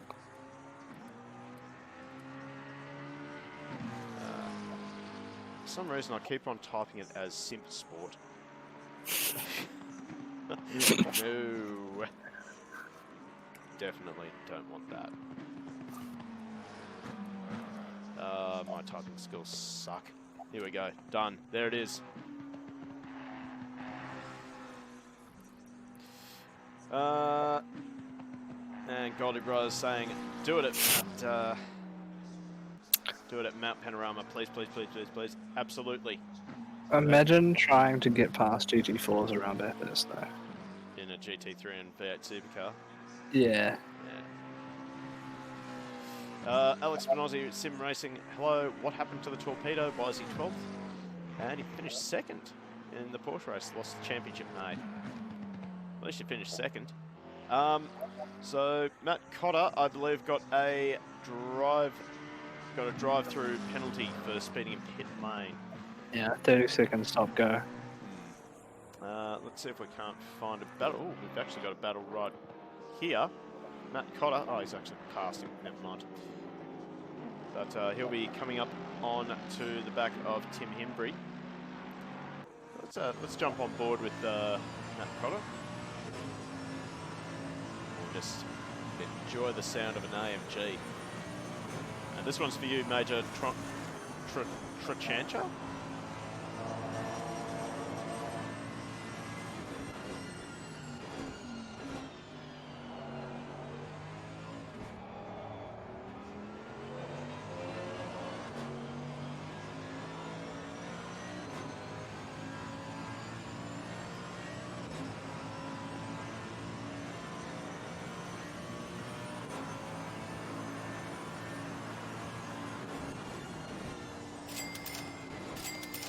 Oh, here we go. Now the stickers are going up again. I love the real throaty roar that the AMGs have. Yep.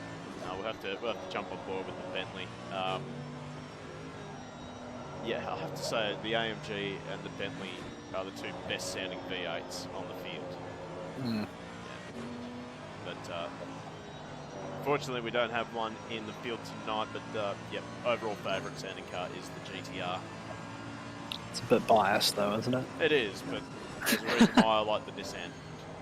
Oh, Cotter sideways over the curb at first Degner and misses his braking point. He's pushing too hard. He's probably gone into full torpedo mode at the moment because of the mistake and the stop-go. Just needs to calm down, just realise he's got 1.5 hours of racing to go. Just pick them off one by one. He's definitely got the pace.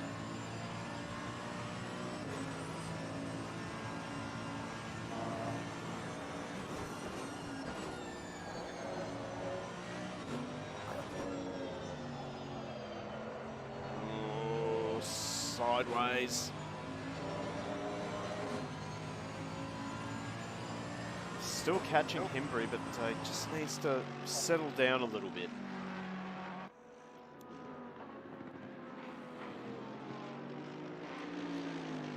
As we look at Himbry now, saw him kick up a bit of the dust going through 130R.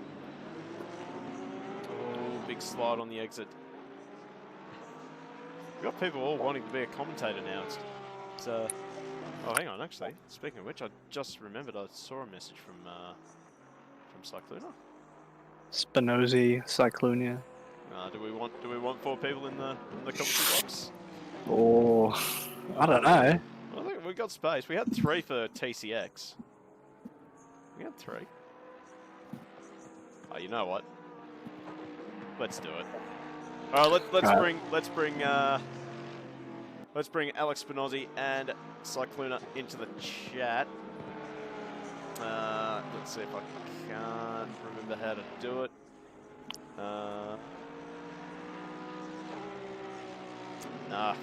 First I have to do something.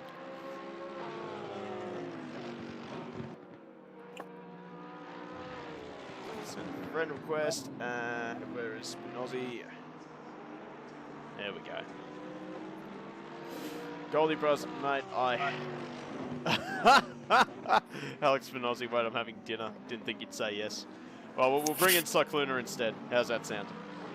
Goldie Bros, can you make channel emotes? Mate, I'm trying to work on it. I'm just not completely computer literate or Twitch literate or even time rich. Let's be honest. You want me to add him? Oh, that'd be nice. Alright. Thank you. We need to have a golden bin. So anyway, the battle is now on between Matt Cotter and Tim Himbry. Let's jump on board with Matt Cotter. Screen share.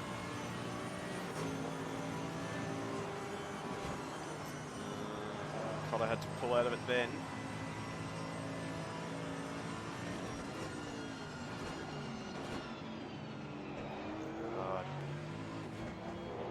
First opportunity for Cotter, well, the next one would have to be into turn 1. He's got good drive out of the final corner. Himbry is going to try and go to... actually, I think... Oh, Himbry's just going to let him through. So, very polite driving from Himbry. We saw the indicator just start flashing to point Matt Cotter through. And that was rather easily done. So, I think... part of the problem for Matt Cotter is he normally is in an Aston Martin, and tonight he is trying the AMG. So maybe that could be why he's having a few little issues. Oh, screen share is off, okay. Oh, and we have a Cycluna in the commentary box. Welcome. Glad to be here, man. So,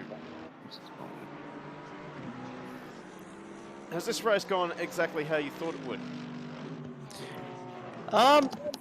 To be honest, I thought O'Hara would kind of skip away and build on a bit of a lead, but it's like he made that mistake earlier on in the race, and Dove's just keeping it consistent. He did also make a mistake earlier on in the race, and we can just see O'Hara just slowly coming back. So it's going to be interesting. Well, certainly with an hour 20 left in this race, we've got plenty of time for anything to happen between these two. And of course, strategy still has to play out for these two. They haven't made a pit stop. Yeah, plus with these conditions, like, I honestly have no idea how they're keeping on the track with 7 degrees being the track temp right now. That's just, gee, I can't imagine driving on when the track is almost like ice. One driver to really keep an eye on as well is, if I can find her, there she is, Philippa Bakita. She has been lapping insanely quick in the McLaren, sitting in the mid 2 minutes, whereas if I go up to our leaders, they're in the 2-minute 2s, 2-minute 1s. So Bakita will play a factor in this race once the pit stops start clearing. Yeah, maybe that major undercut that she did earlier on in the race is starting to come good for her. So, and I'm a massive fan for drivers that go for undercuts, so I hope it works out for her. Yeah. But pitting so early, you've got to think that Bakita will go for a 2-stop strategy, whereas for Dove and O'Hara, I think they're trying to go for the 1-stop. Yeah, I can kind of understand where they're coming from, but come on, you got to try the 2-stop. Well, it can work out, and there's a reason why Formula One, they do play around with all the different pit stop strategies. Well, I guess we'll just see and find out.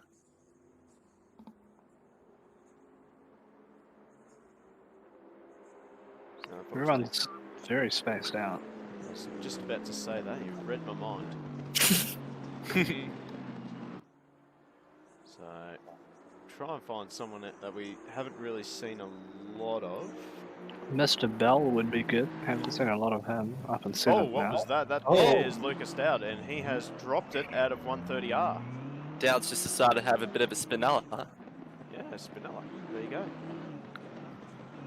Pronto. Pronto, Dowd.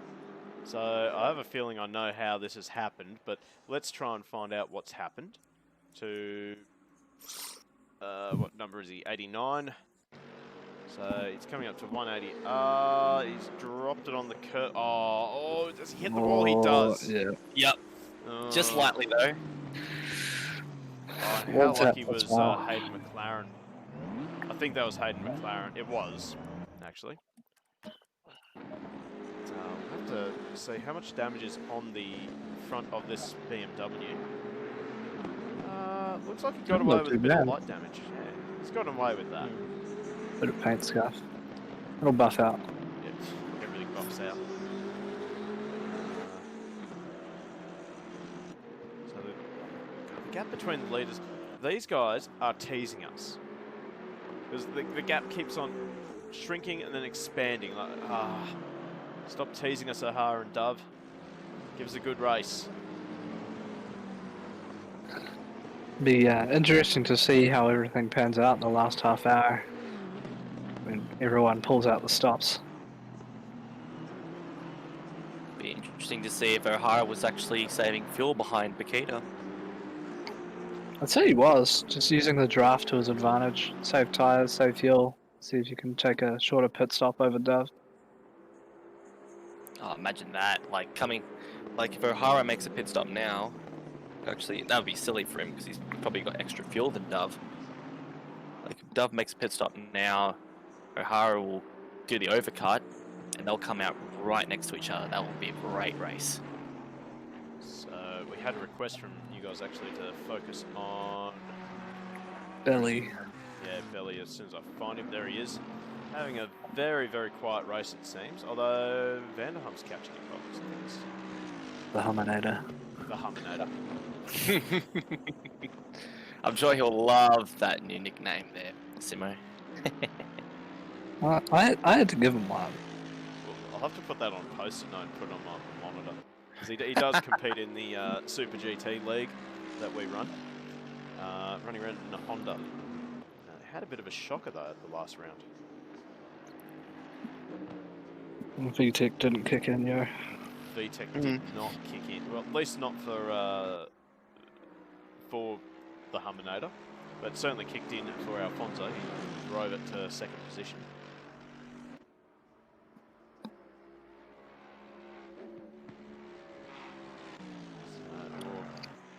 Bell's straddling that curb.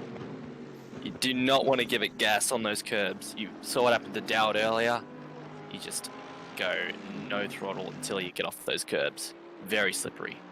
I think it's more just when you get onto the sawtooth.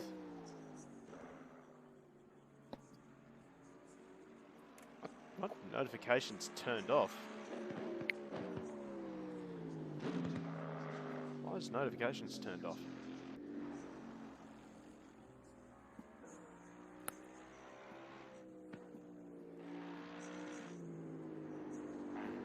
One driver we haven't really seen much about that's just quietly making progress is Houlihan, up to 5th place. Number Yes. 13. Number 13, lucky for some machine. The San Francisco Disco. Oh gosh. That is a fantastic team name. I haven't actually looked at many of the team names, but AK Racing. The community does come up with some pearlers, I have to say. Oh yeah, there's some funky names, especially in the V8 series. I think there's an entry from Poole and Caldwell called Send It Motorsport. And it literally just has like Australia Post and DHL. Beautiful. I know those liveries because actually my brother designed them. Ah, Yeah. well there you go. Yep. So if you ever want a livery, get in touch with Kaiser. Does a pretty good job with the liveries, I think. Might hit him up for a what that TCX Yeah. series. Yeah. Might even hit him up for a livery there. Yeah. Or Simo. Whoever, Or Simo. Whoever's available. Or me. I'm just here. He's just here. He's sitting right next to you in the commentary box. Sorry, my headphones fell up. Professional commentary team. Very. Very professional commentary team. I'm actually going to skip ahead because I've just noticed a little battle starting to brew. Matt Cotter on the offensive. Oh, he tried it. I think that was a bit of a... I better pull out of this one because this is not going to end well. Oh. Yeah, he tried it, just got off the brakes at the right time to steer the car out of the direction he was trying to go. Oh, that was close. Dowd doing a good job of just parking it on the apex. I was about to say, Dowd is not a pushover driver. So... And I can't see him letting Cotter through. And I can tell you that from experience racing with him in the V8. He is very tough to get past. Or maybe I was not. gonna say that. Maybe not so much now. Commentators curse already. You've only just joined the commentary box and you're already laying out the curses. Cotter, a bit of a drift there. Managed to hang on to it. He'll have the slipstream down the straight, but he's up against the BMW, and that thing is very quick in a straight line. Still very low track grip, so be interested if he tries to send it now. No, he doesn't. Oh, I love seeing this when drivers get that close to each other and you're thinking, how are they not touching? A torpedo. Here it comes. Torpedo knows no limits. I know that firsthand. Here we go. Last race in Austria. Here he comes. He's going to try and send it around the outside through Degner 1. Has he cleared Dowd yet? Has. Oh, Dowd ran very wide. Oh, Dowd's ran wide. Was that Bakita? That is. Yeah. Oh, Bakita's out in front, so we've missed Dove and O'Hara in the pit lane, and so Bakita. Oh, that looks like. And have they swapped positions? If I can find them. No, Dove and O'Hara are still second, third. So Bakita. Oh, we called it. He's been lapping like a mad woman. I almost said madman there. And it's actually paid off, but I imagine that Bakita will have to make another stop. And now Dove and O'Hara are on fresh tyres. And fueled all the way to the end, I imagine. I imagine so. They managed to almost go half race distance, so yes. Oh, he's got her going very wide. He's got to be careful of track limits now.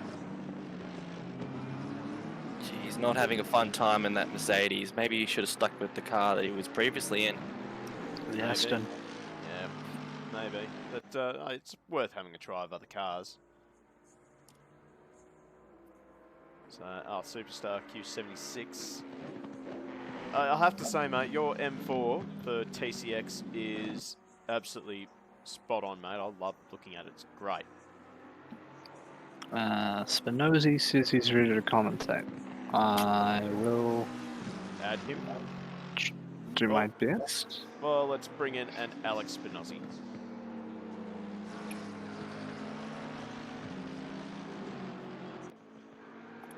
Oh, I don't have him as a friend. Hang on, I think I have him as a friend now. So I will add him. There he is. Right. So we are just bringing a new commentator into the mix, and that is Alex Spinozzi. Hello. Hello, Alex. How you going? Great. How are you guys? Not too bad, not too bad. Finding the racing very entertaining so far. Definitely the strategy's really working out for a lot of people in ways I never actually thought possible. Yep. Catch me up. What's that? What's been going on? Well, I already know about Cotto. Well, We got a massive undercut from Bakita. Yeah. not much left of the underside of that car either. No. Sparks coming out of it. Shaving it off. Yep. It's weight Oh, reduction. there it is.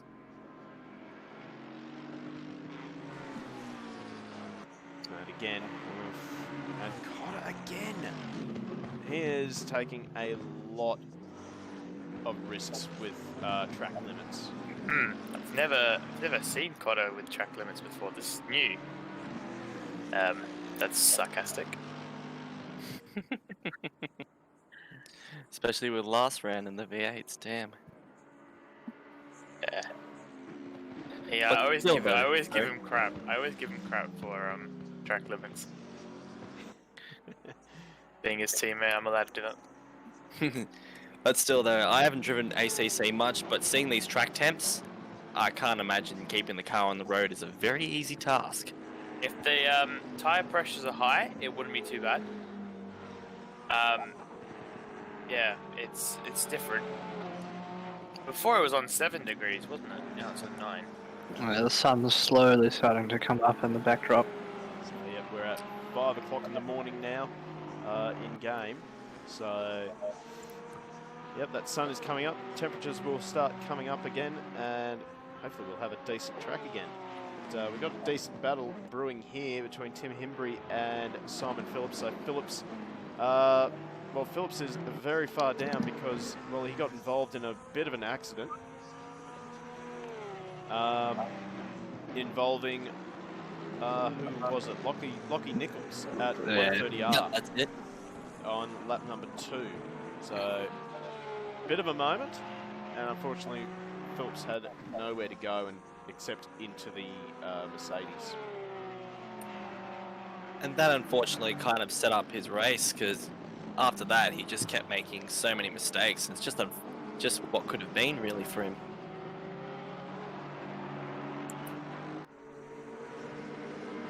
I'll have to keep an eye on the gap between Bakita and Dove, because I'm sure that Bakita will have really thrashed those tyres hard. Still got a 13.8 second gap. That's a massive advantage, actually. Obviously, all those fast laps paid off. So Brandon Dove did a 2-minute 1 flat as we see Phillips get into the pit lane out of the way of Brandon Dove. And we'll wait and see what Dove can do. So Dove has done a 159.9. O'Hara a 202.2. So if we can find our race leader at 201.05, I would say that Makita has started to probably find those tyres falling off the cliff. Oh, very much so, almost losing it coming up the hill.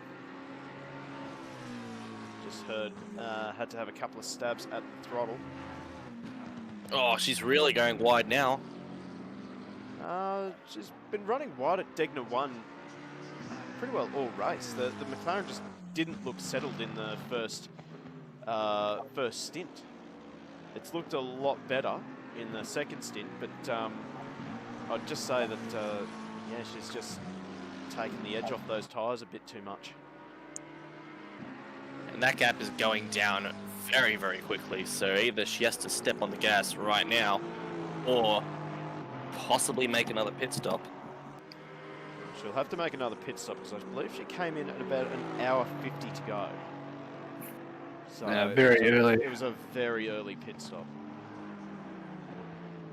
And, Brandon Dove trying to make a one-stop strategy work. I think it's I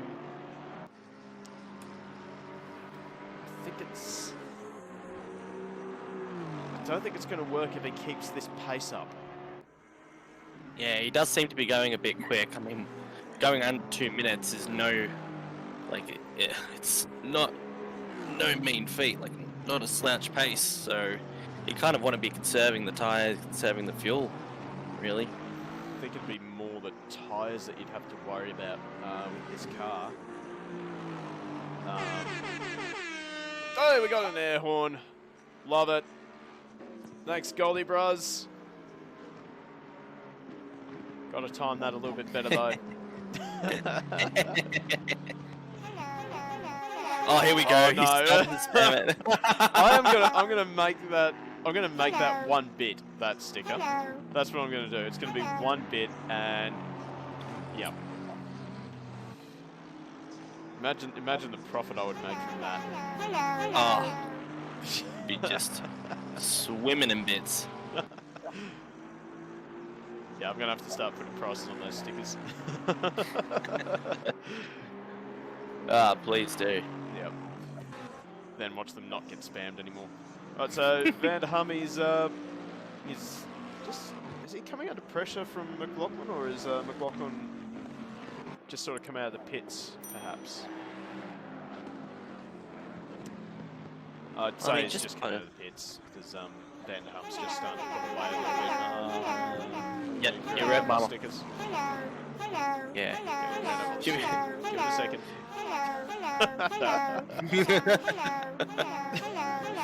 Jesus, Goldie.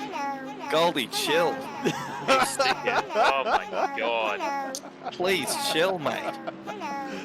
Oh, no. Anyway, we're heading back to the Van der Hum and McLaughlin battle. You literally took the words out of my mouth there, Spectre. I think Van der Hum's just starting to pull away. Yep. Phillips should be coming under pressure from Dowd any time soon. Those high stickers should disappear sooner. Very, very soon.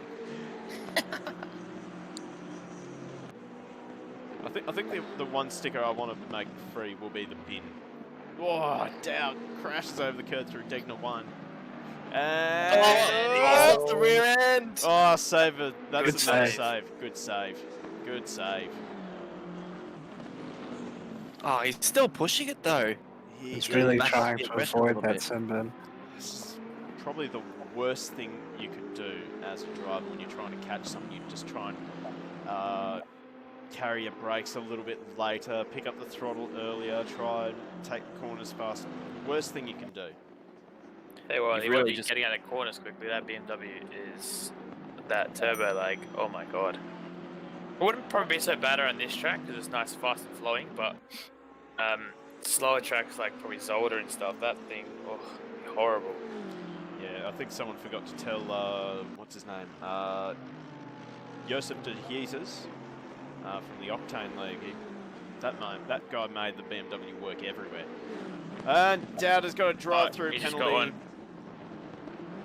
He went over the track limits then, Yep. just. Pushed it That's a enough to little do bit too far. And He's serving it straight away. Good man. he's going to be Gotta be right. careful though. Did he? That looked pretty tight. That looked pretty tight. We'll soon find out in about 30 seconds. Superstar Q76, at least it sounds better in ACC than the AC version. Yeah, I agree with you there. But good news, I've been told that there is a team working on, what's the word? That they're working on bringing all of the ACC cars, and You got another one. yep, that'll be speeding in pit lane. It was very tight indeed. Ah, what a mare he's having. Yep. He is going to be Oh. raging. Yep. But anyway, as I was about to say, there's a team working on cross-patching the ACC cars and making them compatible with AC. So They've already done quite a few of them. Yep. Well, yeah, we're using quite a lot of them in the Super GT League, and our sister league, GT Club, is also running them in their GT3 League, which we're actually going to start broadcasting as well. Good times. Oh, I won't get to punch it in there anymore. No. Played. No, that's Tom Lauder. So Tom Lauder who did that. Yeah, that's Twice. the one.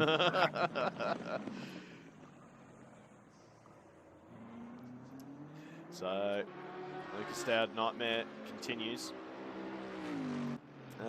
You know what? I'm going to focus on this guy for a little bit, because we haven't given him much time. And he's had a really good start to this race. He was down in 14th or 15th in qualifying,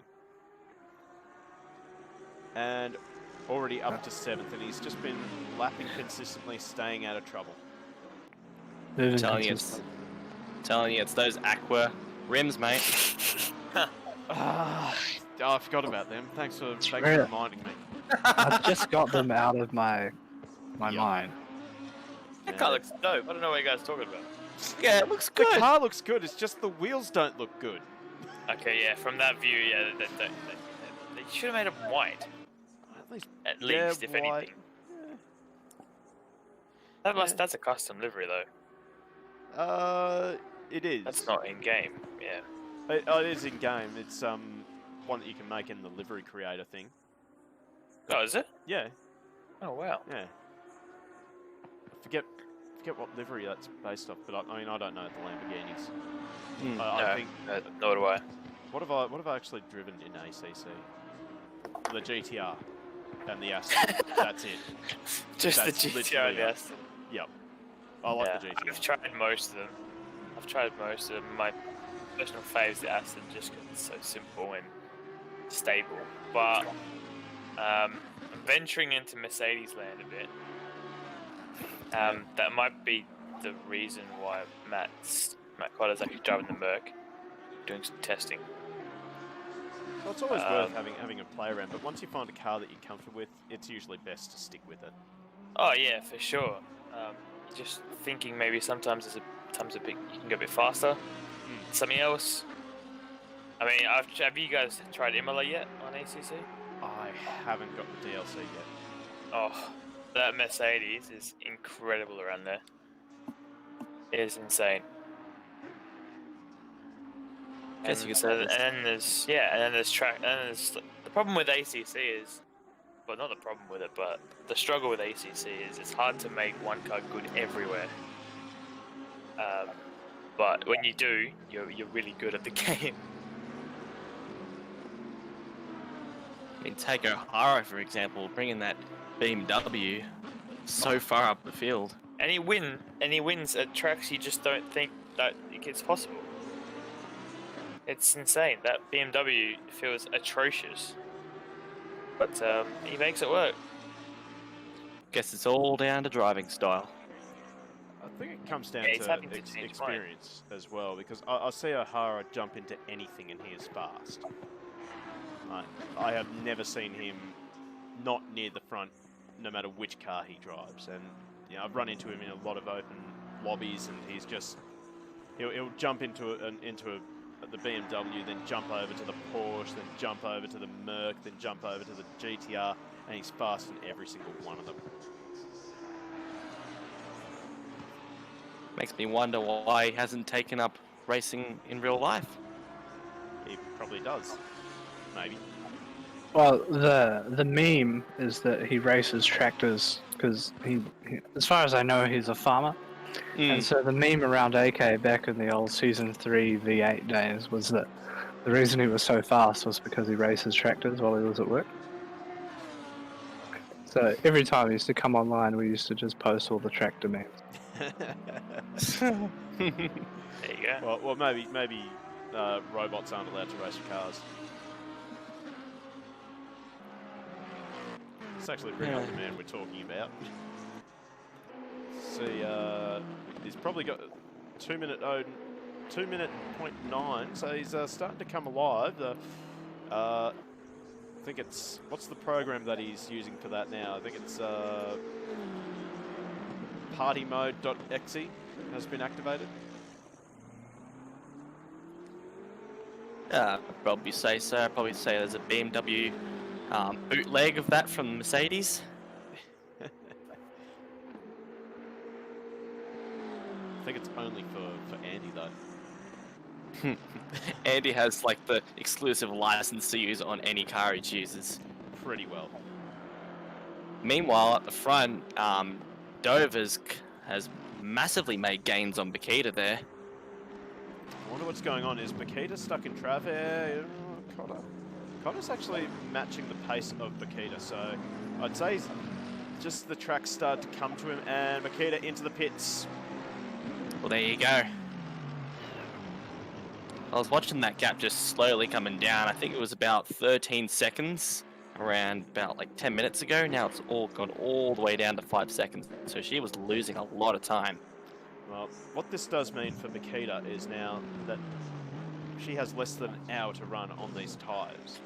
She can go hell for leather. Whereas Dove, he has to make these tyres last more than 70 minutes. It's going to be tough.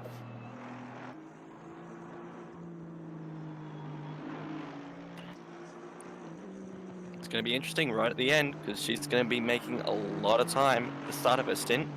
But it'll be just when her tyres start to normalise compared to the other drivers. And then that's when she'll have to settle for wherever she is. Gotti Bros, mate, we're working on the emotes. It's tough because I'm not computer literate completely.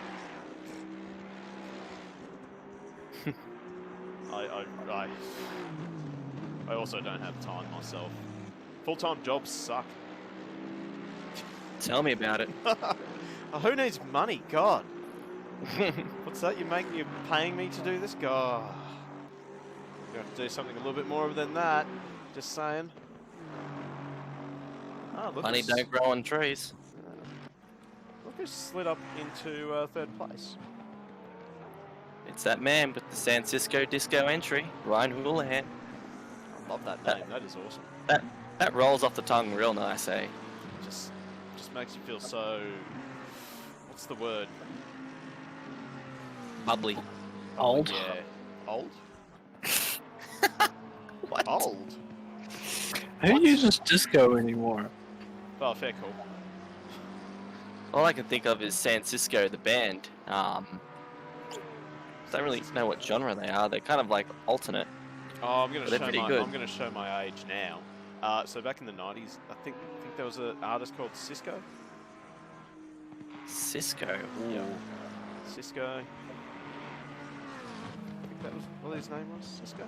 I don't know. Hang on. Give me a. I'm gonna Google it up. What are you guys talking about? Just music.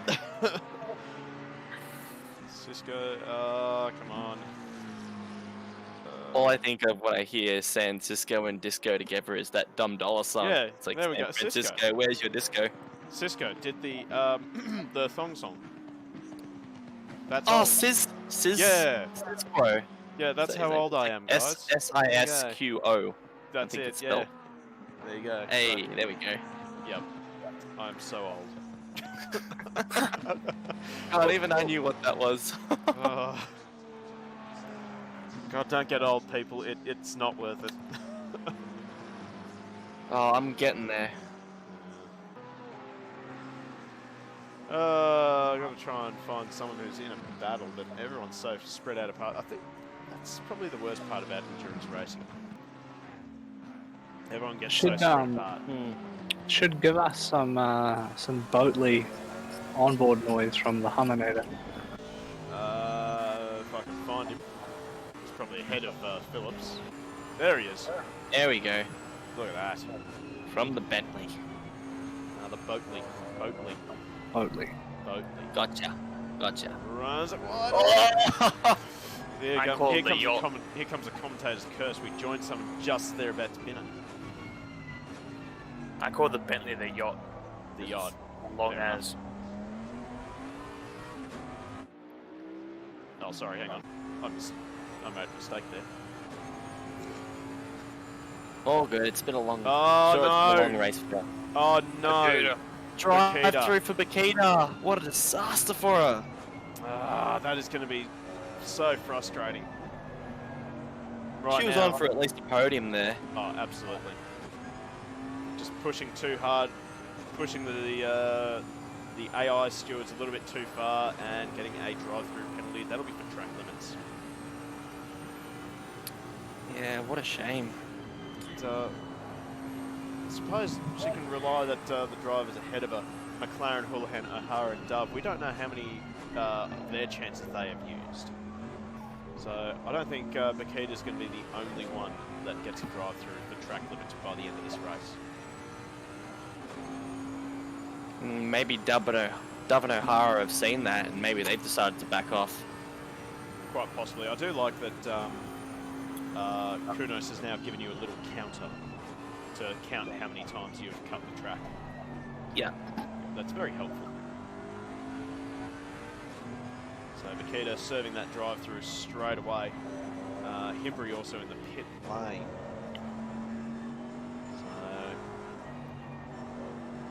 So the final stops are starting to filter their way through. You know what this does give a chance for Dove and O'Hara? It gives them a chance to actually do a second pit stop.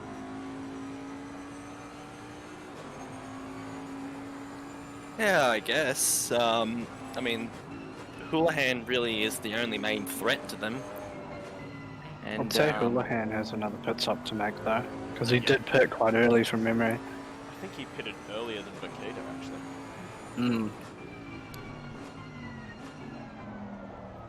So let's actually find our man. There he is, that was quick. So Ryan Houlihan, 2015, I'd say he would be looking to come into the pits very, very soon.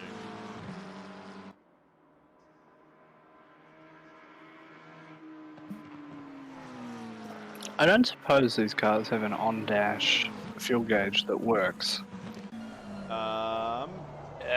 Depends. Yeah, you can set it. For example, the Porsche Cup car that I have has the fuel gauge on the dashboard. I think there's a cycle HUD button also that you can press. Changes the data on there. There is, but it doesn't give me any info. Oh no, I'm in the settings. Maybe it's MFD, like for the driver.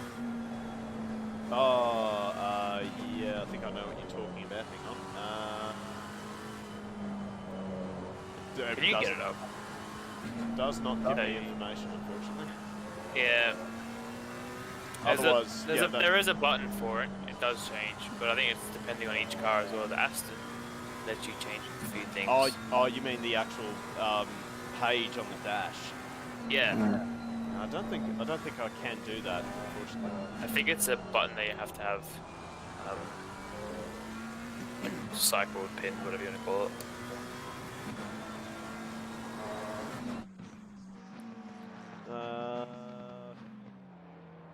Oh, Bakita's now just come out ahead of who's that? Susanna. She's actually come out in 5th place, which is where she went in. At I imagine there would be steam coming out of that McLaren right now, and it'll be coming out of the driver's seat mostly. Yeah, she's not one happy camper. Well, unfortunately, as a race driver, you just got to try and keep those emotions in check. And I think we've seen that from Brandon Dove when he made that unforced error in, I think, what was it, lap 1. He kept his cool, sort of just brushed it off a bit, if you like, and has just started churning in those laps, waited for O'Hara to make a mistake, and then pounced. Yeah, as a race driver, you really just you don't want to be on the limit, like, for most of the stint. You kind of want to peg back around 90, maybe even 85% of your limit, just so you can get consistent, and if you're stuck behind someone in front, you just stay behind them until they make a mistake, and that's clearly what Dove did, and it's paid dividends for him.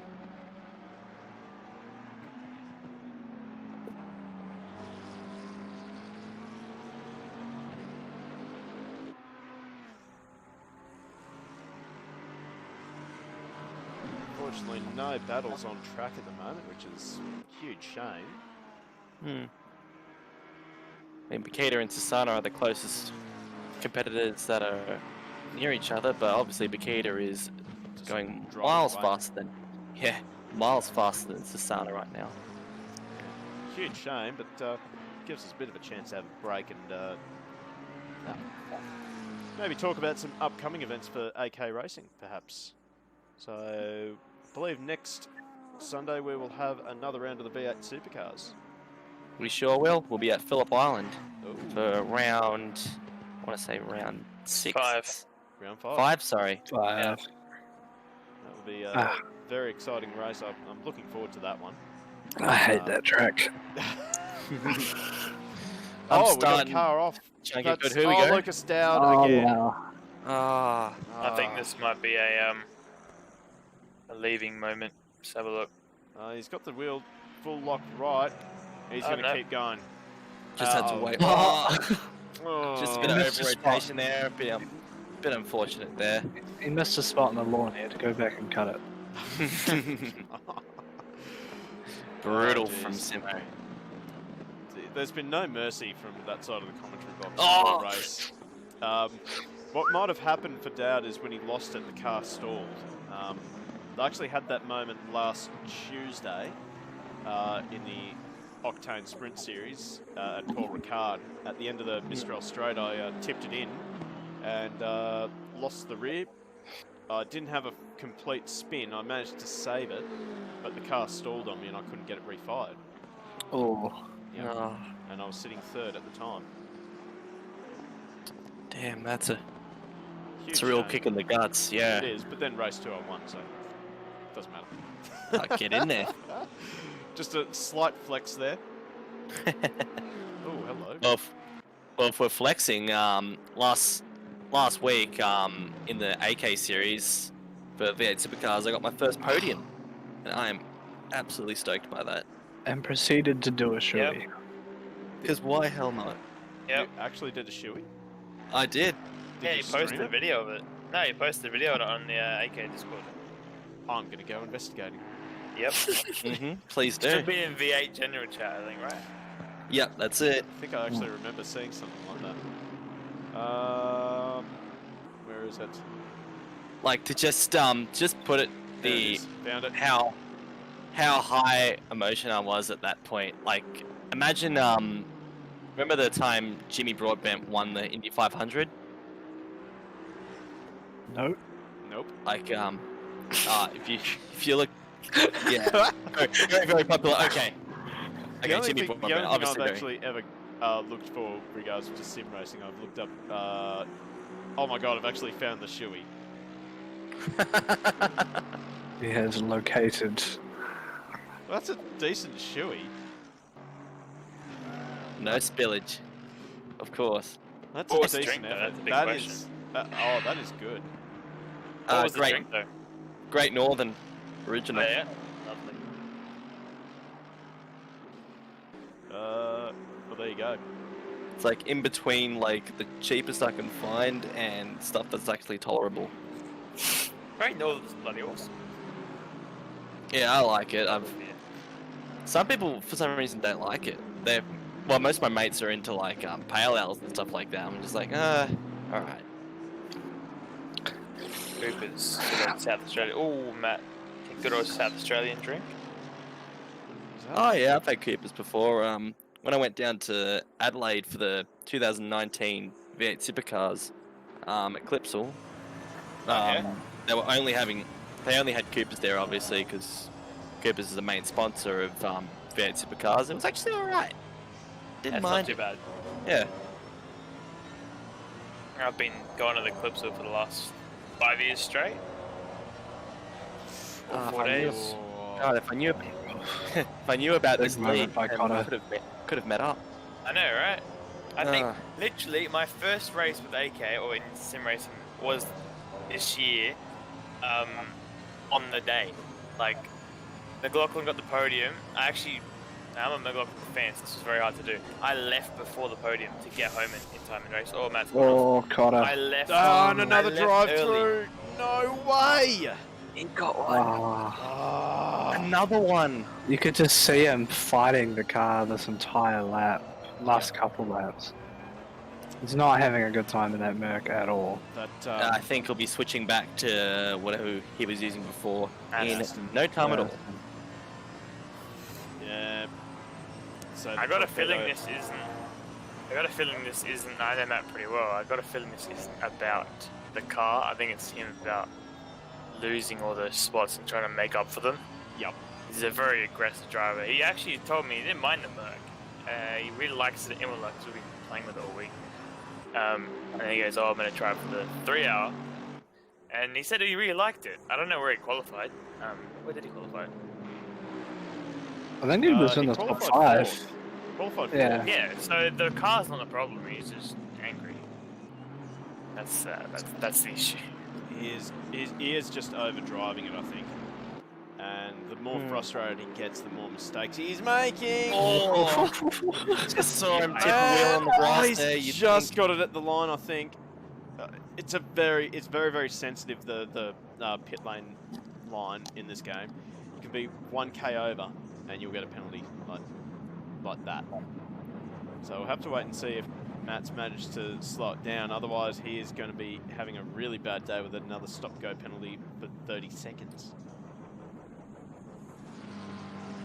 Otherwise, From bad to worse for Cotter. Yeah. Let's see if he gets away with that. Has he? Yeah, Has he's he? fine. It usually is a bit of a delay. No, he's got it. He's clear. Now he's just got to settle down. Just try and get into a rhythm. It is very, Did he even very lose hard. any spots? I think he lost one spot. No, he didn't lose any spots, did he? There's Phillips in front of him though. Oh, yeah, well, he's definitely got pace over Phillips. At least we're not racing Spa. Oh, Oh, a drive he's still through fighting Spa. it. A drive through at Spa. That is Oh, it's absolutely horrible. it's morale. Oh, crushing. I understand. Like there must be like a 40-second trip through the pit stop. That must be absolutely I think longer. it's longer than that. I think it's longer than that. Because you Far out. go through the GT pits and then you go through the Grand Prix pits, or the other way around. Other way around, you go through the F1 pits first, and then you get to the GT side. Yep. Wow. Yep. It is horrible. I think that's Bakita going up the inside of Cotter there. Nope, that was Houlihan. Car Ah. 13. And you can Like tell that. by the hoop in the top right-hand side at the top. Oh, Cotter. Oh, Cotter. Yeah, sure is. Number 13. Oh, Cotter. Cotter just pushing the envelopes again. He's going to get another drive-through. He's You reckon? really got to settle down. He's got to calm down. He's got to accept that he's made a mistake and copped a couple of drive-throughs and just get his head down, stay out of trouble for the last 38 minutes of this race. And it is so hard to do.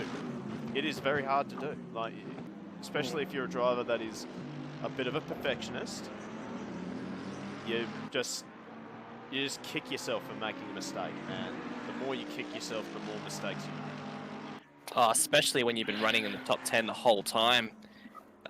Just, constantly getting these drive-throughs, it really knocks the morale out of your system. Hey, he goes up the inside of Phillips, and he knocks them both He'll off. redress that. He'll have to readdress that. That was very ambitious. It was a good send, but you got to make him work for it to. The torpedo. He's living up to his Torpedo. nick Yeah. and the team name. Send and defend. Send and defend. Yeah. Have to say that. Saw a lot of send, didn't see a lot of defend. Well, a good send is a good defend. You could argue that. You could argue that. Not all the time. Best offense is a good defense, or best defense Hey. is a good offense. There you go. Now, here we go. I'm gonna try it again though. Round 2. Oh yeah. Oh, what's This guy gonna? doesn't quit. Phil's just like, nah. He's just letting him go. Oh yeah, nah, I'm out. He's had enough of that. Get out of this. Phillips has Yeah. already had to make a long pit stop to repair damage. I don't think he wants to do it again. Yeah, I can definitely say from experience racing with Cotter, he does not give up. No. He'll do anything to get a place. Anything. Sounds a little bit sinister. Just referencing the I wasn't the going to say takeout he did anything. the takeout he did last week, but he readdressed it. That's okay. I was insinuating something that wouldn't be good on a family-friendly stream. Yeah, Yeah. same. Yeah. I like Get your mind out of the gutter. I like that this Twitch channel has just turned into Roast Matt Cotter. Oh, that's my fault. 100%. Well, wait, I yeah, told him. it's I Alex's told him. fault. Well, when you're a teammate and friend, you can get away with some stuff. I told him last week, I was like, oh, by the way, we're roasting you in chat. And he goes, okay, cool, no worries. we were making fun of Nichols, but then he kind of I fell lied. off. So we had to pick I a new lied, target. I lie, he didn't say that. Yeah, rage. Is there a Yeah, topic? he said I- something else. Do I if I get a random parcel in the mail, should I just not open it? I think I'll Oh, go on first. you gotta open it. I think I'll go on first. I mean, you got these two people in chat. I think it's Goldie Bros and another guy. That's that 69 Yeet guy. They're both ganging up on you, man. So Oh, yeah. You don't want to say his full name? nah. I know you don't want to get banned, so yeah. Call me a coward. I don't care. In space Dover, 69 Yeet. There you go. It's family friendly. Good. I like Family it. friendly stream. Yeah. Alright. Let's see. Who can we look at? Who's at 89? Oh, Lucas Howard now. Lucas down. He's not having a good run. I think he's possibly the only person who's had a worse run than Cotter, actually. Actually, where's... There he is. This guy's actually recovered a little bit. He's up to 13th. Yeah, So- especially after lap 2. I think he had like massive damage to the rear wing, which Yep. saw him spin out straight away going into turn 1 because he just had no rear aero at all. So he's made a good recovery. Why does he have green wing mirrors? Accents. You'd have to ask him. Maybe it's Christmas themed. Yeah, I hope so, 'cause that's the only logical answer I'll accept. I like that it's PWRT, but it's red, not pink. I think he had the green wing mirrors on his Lambo. Ah, Carried over. Mm. And It was in then front of me, I didn't notice. Bell in the Ferrari as well. Yeah, Bell had pink mirrors last round. Yeah, pink and red don't go well. Trust me, I've tried. Just trying to make a livery for Andy O'Hara and I for the Ozens at 3-hour Bathurst. And I was like, oh, what's your favorite color? And obviously mine's pink, and he goes red. And I'm like, oh god. And made up some sketches, and none of them worked. But yeah, we'll see what we run. Pink on the outside. Any of you guys doing the Oz NZ3R? I haven't even heard of it. I don't do ACC. Yeah, me neither. But that might change. I might try and make an entrance next season. Oh, yeah. It's definitely a good sim, I have to say. It's very detailed. They've updated the tire model as well, and it's really changed how the cars handle. They are a little bit more pliable over the curbs now, I think. That's if you're in front. The front engine cars help with that a lot. Oh, yeah, well, you know, GTR. Superior engine layout. Yeah. I'm a fan of the Merc these days, you know? As I said before, Matt Crow and I are trying to see if we can use another car for next season, possibly. Yeah, you like So- having a dinner table in front of your driver's seat. Well, like, I don't know, I just couldn't never get used. Like, I like the only rear engine car I like is the Audi. Well, that's not rear engine, that's mid-engine. Was it mid? Yeah, never Yeah. mind. Well, there you go. I Mid, don't yeah. like rear engines. You don't like Porsche? Splitting hairs there, you know. No, the Porsches cannot stand it. Oh, thank you. Yeah, glad we have something in common. Hate Porsches. I like the GT Cup ones. That's what I race in.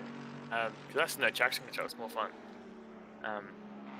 But yeah, I don't know. These GT3 ones are so hard to drive. That is weird. Like, they are very popular car though. I often, when I've gone into open lobbies, it's just like Porsche. It's like weird. The best tracks that they're good at is Nürburgring for starters, and then Kyalami. They're very good. But yeah, you can be really quick in them on any track. It's just you gotta have a lot of time and patience to set it up right. Sounds a little bit like the GTR actually. I find that the GTR you have to be so precise with your setup to get it to work, and it takes a bit to set it up. But once you set it up, it's a jet. God, that track temperature went up. Oh yeah, it's up to 24. Wow, 24. didn't even see that. Well, now we're racing in the middle of the day.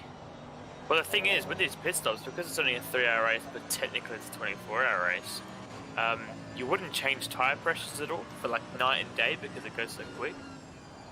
Because it makes a huge difference, tyres, the pressures being up during it, not the night, of the day, but you wouldn't be able to change that in the setup. Because by the time you do, it's daylight again, or vice versa. That's what I was thinking when the track temp was around 7 degrees, like maybe the tire pressures were super low to a point where like the car's tires were basically just dragging almost across the track. Yeah, it wouldn't have been fun. Yeah. Like the outside patch of the tires would be getting more grip than the inside or the center patch, which is not what you want.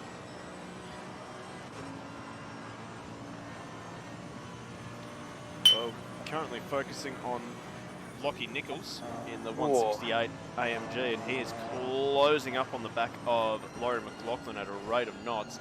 So He used a lot of curb at 130R and missed the apex there.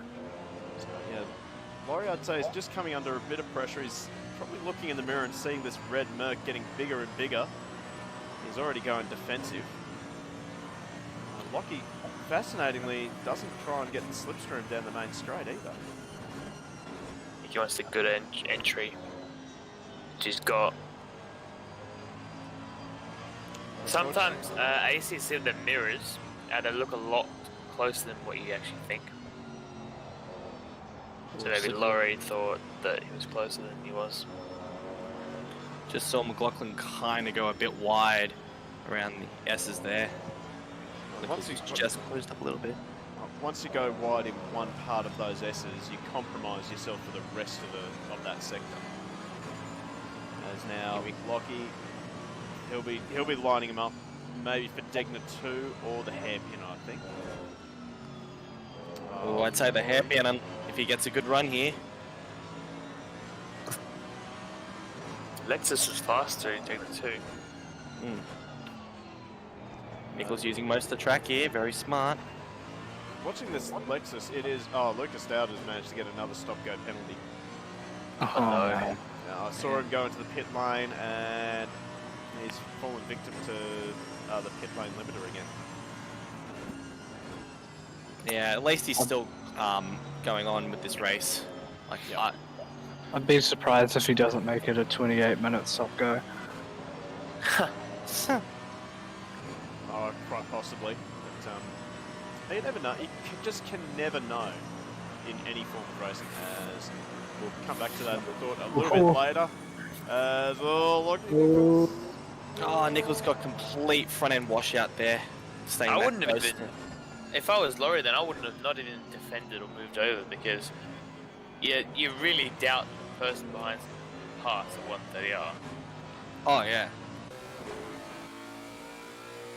And now we got someone else joining this little fray, which would be 808, which is Connor Bell, another driver we haven't really focused much on. He was the driver that actually got sent into the barrier on lap 1, turn 1. He was first bin.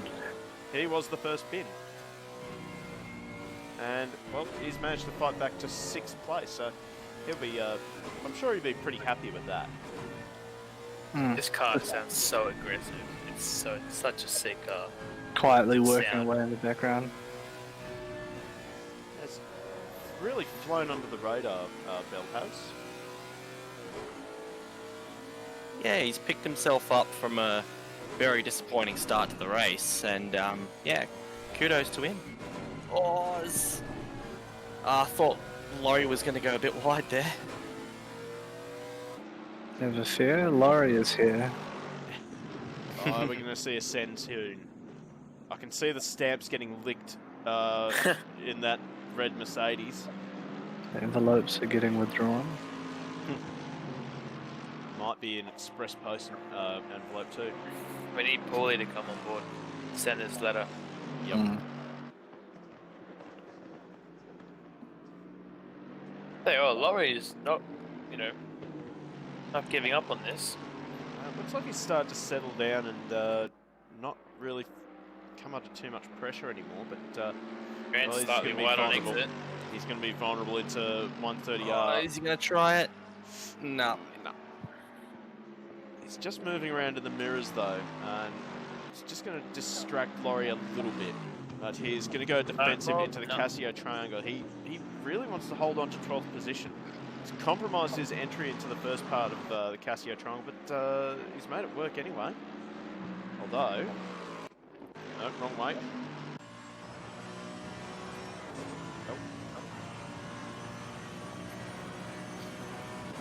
Trying to find Bell. Oh, we'll go. There he is. Right behind these two now, so we've got the box seat in the house now. Well, the thing is, these two should be letting Bell through soon. Well, I don't really think that they are obligated to do that. They're having their own race. They're trying. They're not really holding up Bell, I don't think. Yeah, it's a tough situation to be in, especially when you're the car that's it's got two cars that should be adhering to blue flags in front of you, but obviously they're having their own battles, so you can't really Might do be a much. bit of team orders involved with Nichols and Bell. Maybe. How far back is Suzuka behind Bell? Oh, well, Yeah, No, quite a well, ways. wouldn't worry about it then. Yeah, I'd say he's just going to let them battle out, sit back, wait. Well, we actually saw this similar situation in round 1 of the V8 Supercars at Adelaide. Chris Munro was actually catching a battle between my brother Chris and Pooley, I think it was. And, well, Chris had such a massive lead that he actually backed off and let the two have their battle. Really good sporting behaviour there. Where was Munro at the time? Hold There that we go. thought. Oh, no! Oh, and he's collected Bell! He's collected him, Bell! He hit the wrong Mercedes. That stewards are going to be busy, but I don't know. We'll have a quick look at the replay there. Looked like it may have been an overlap there, and McLaughlin just turned down on him. Yeah, let's see if we can't find them first. Here we go. So we found them. So we're going to go helicopter cam for this. So Nichols has got the run, and I don't know. Oh, That is Looks like they very were hard. both pointing straight. oh. That is And that's gonna just be, unfortunate by Bell there just to get caught up in that. Yep. Zigged instead of zagged. I mean, we'll have another look at it. Actually, you know what would be a good idea? Yes, We'll go we'll on sell. board. We'll go on board with Bell. Bell. We were live with Bell. This will be telling. So Does he turn the steering wheel? He It don't was think he turning did. left. so he backed out a bit and he was just like, I can't I redress think this. McLaughlin just came down on him. So McLaughlin in the pit in the lane, pit. unsurprisingly.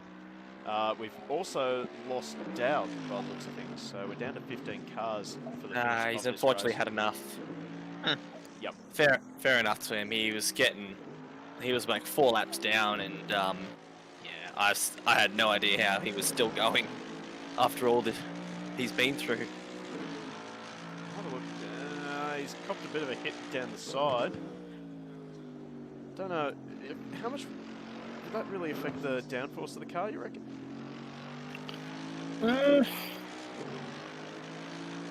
Where did he get him? It would have been in, like, just in front of the rear tire, right? Yeah, so that's where the Yeah. contact is. The ACC do their damage models so good. Uh, Doesn't look too bad. just need some soft body physics and Some light duct tape. cable ties will Get fix the that. polish. Get the polish Yeah. out. Cable ties fix anything. Cable ties. They actually fixed my Oh no. my cockpit. Oh god. Oh no, and to add insult to injury for Laurie McLaughlin, he cops a stop-go penalty, 30 seconds for speeding in pit lane. So, just goes from bad to worse, really. Oh, and, I think he's had And enough. it goes even worse. Cold tires, and Oh. he bins it. Oh. Does he keep it out of the barriers? Oh, Yes, he little does. touch. Little touch. not sure if he. Yeah, I don't think he'll be returning. Yeah, I think I that'll think- be a yeah. 20-minute stop go. And there Yeah, he Yeah, goes. yeah. He's gone. He's had enough, Uh, unfortunately. Yeah, it is unfortunate, but we get to look at Andy O'Hara for a bit. Although, actually, just noticed this, Ryan Houlihan. That's not Ryan Houlihan, there's Ryan Houlihan. He's 2.3 off the back of Bakita. Just saved that. Battle of the McLarens here. Be a lot of personal pride at stake, I'd say. Yep. Are they teammates? No. I don't think so. San Francisco Disco versus It's Okay Not to Not Be Okay. Great message, by the way. Incredibly great message.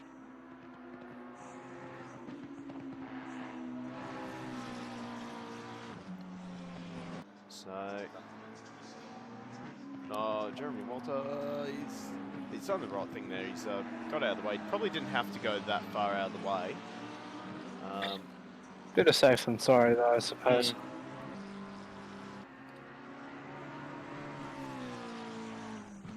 Although, just seen these two starting to get pretty close. So, the Humminator and Himbury. God, I hope the Humminator can keep the top 10. Come on, my boy. He'll be hoping for a top 10, I'd say. Oh, that Porsche would be a nightmare through turn 1 and 2. Our rear end loves to step out. The thing is, that car loves to brake straight. Well, I'm going to shut up for a second because this is. Starting to heat up here as Uh-oh. Hum goes down Gets down the inside, and Hum makes it easy for him, unfortunately. Hum's not looking real comfortable with this car. He's going very slowly. What was his previous lap time? 2:07.6. He's made a mistake. That's not right, surely. No. Has he got damage? Maybe his tyres have gone off the cliff. He's surely doing a one-stop. Car's looking very clean. Maybe it's because it's a boat. As Nichols has got a drive through. Oh. Oh, seating trap limits. Oh. Those track limits are not being very polite. Oh, I To can't wait anyone. for one. It I can't might- wait for AK. Sorry, I can't wait for AK to have a race at Imola because that track, we'll be seeing drive-throughs given out for free. They will be absolutely everywhere. You know what that drive-through could be for Nicholas? It could be for the contact between himself and McLaughlin. They may have deemed... possibly they're race stewards. Yeah. That could be it. Yeah. Is that Andy O'Hara in the pits? Okay, so O'Hara is coming into pit lane. I'd say that maybe, like I said a little bit earlier, now that Bakita had that drive-through penalty, he's going for the 2-stop now. He's going to have fresh tyres. He's going to be going qualifying laps. Play it safe. Good Yeah. for fresh tyres. Well, O'Hara is more than capable of... He's driving straight through. Shows straight through. What? What's he done there? Do you think Maybe he had he a really drive-through? needed a toilet stop. While still driving, that's really impressive. Oh, I That's mean, strange. pit lane, Is it a glitch in the Matrix? Is someone need to Pee check? in the bottle? Did he have to update? Could Yeah, he that's an odd one there. possibly be cooling his tires? Can't see that being an issue around here. No, I don't think so either. So that's a very odd play there for O'Hara. That's weird. Yeah, nothing's come up on our timing screens here, so looks like he's just driven through the pits for no reason. perhaps he got loose and decided it would be easier to just take a breather. Take a break, maybe. Maybe you want to drive the tractor. Hmm. At 50 kilometers an hour, gee, I wouldn't want to drive a tractor at 50 kilometers an hour. That'd be scary. I don't suppose it's to fake out Dove. Oh, To thinking he's done a pit stop. Oh, you That reckon? would be a 1000 IQ play. That would be literally genius.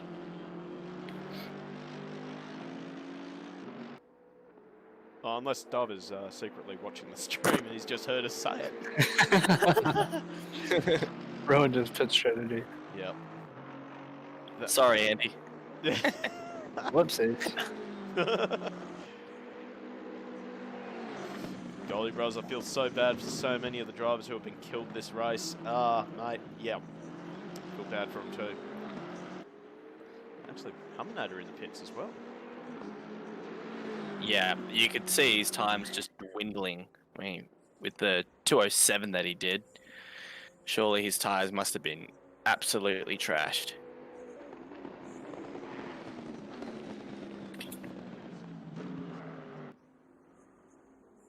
Houlihan's actually closing down on the back of Bakita pretty quickly now. The gap is now under 2 seconds. So we might have to quickly swap over to that little battle right here. So coming down the back straight towards 130R. 14 minutes left in the race. This will get pretty spicy towards the end. Now they're not really. Doesn't look like. Ooh, Bakita. Oh, does not want to get another drive through. No, not at this stage. It doesn't look like they're really catching Hayden McLaren either. By the way, Hayden McLaren up in 3rd place. Yeah, we haven't really talked about Hayden this No, race. We've been distracted by his teammate, Brandon Dove. Yeah. It's going to be Props to Hayden that man. McLaren and an Podium. Aston Martin. actually 202.8 versus 201.3. It's going to be tight, but Bakita can. 10 can get though. Yeah. Yeah. And now Bakita's actually starting to, looks like maybe pull away a little bit from Houlihan. I think Houlihan ran a little bit wide through turn 1. Hmm. So definitely keep an eye on the gap between Bakita and McLaren because it's coming down. The battle for the podium is most definitely on.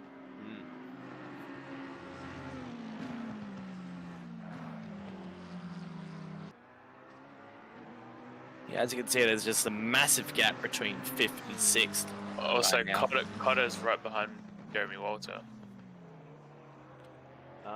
Yes. Let's try and find them. There we go. Oh, Simon Phillips has got to drive through. That'll be for track limits as well. The racing gods have not been nice to these guys. No, it's particularly not Simon Phillips, although he's still recovered up to 13th.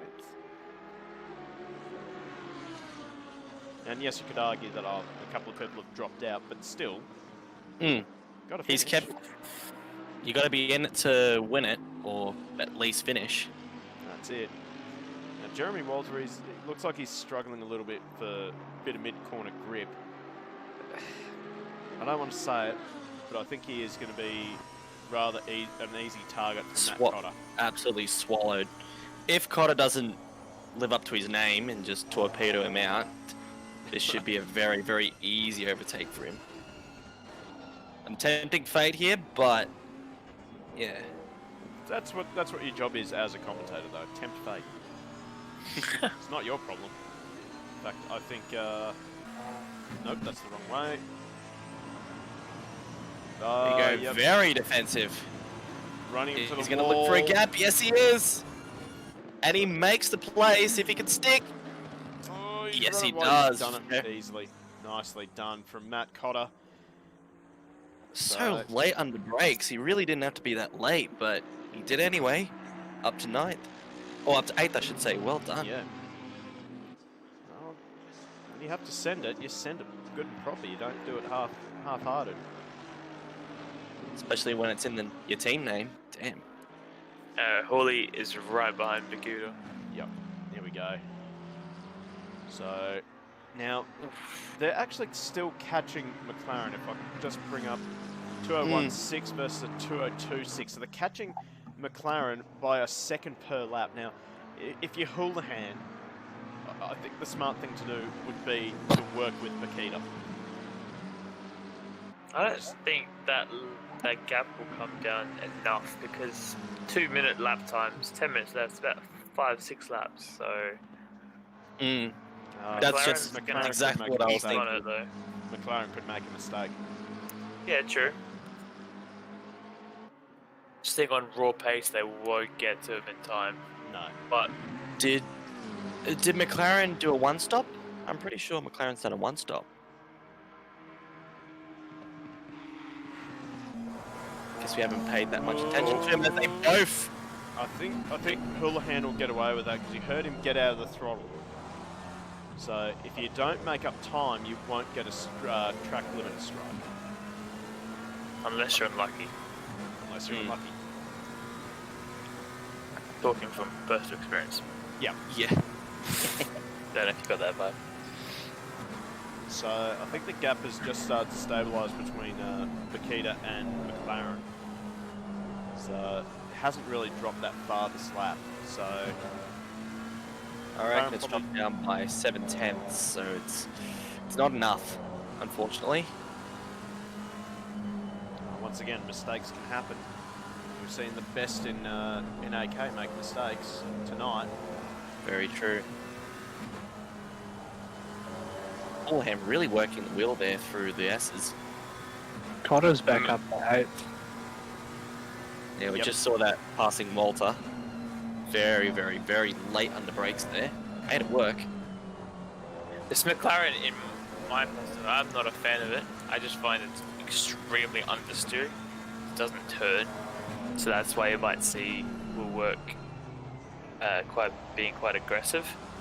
I love the car. I love the look of these cars, but I just don't like driving it.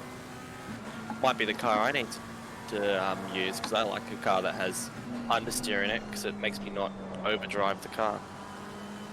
It's quite stable, but yeah, it's just a pain in my ass. Because it might cancel out my aggressive driving style. It's way more. Is it mid-engine or rear Mid-engine. Yeah. Okay, so I'm not going to embarrass myself again. Oh, funny story.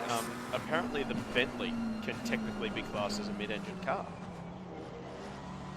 Because it's that long? No, because the engine is that far back in the engine bay. It's actually behind the front axle. So technically a mid-engine car. Oh, try and go around the outside here. Houlihan. Is he going to try it? No, he's not. Is Bakita going to go wide? No, she defends very, very well. Goldie Bros.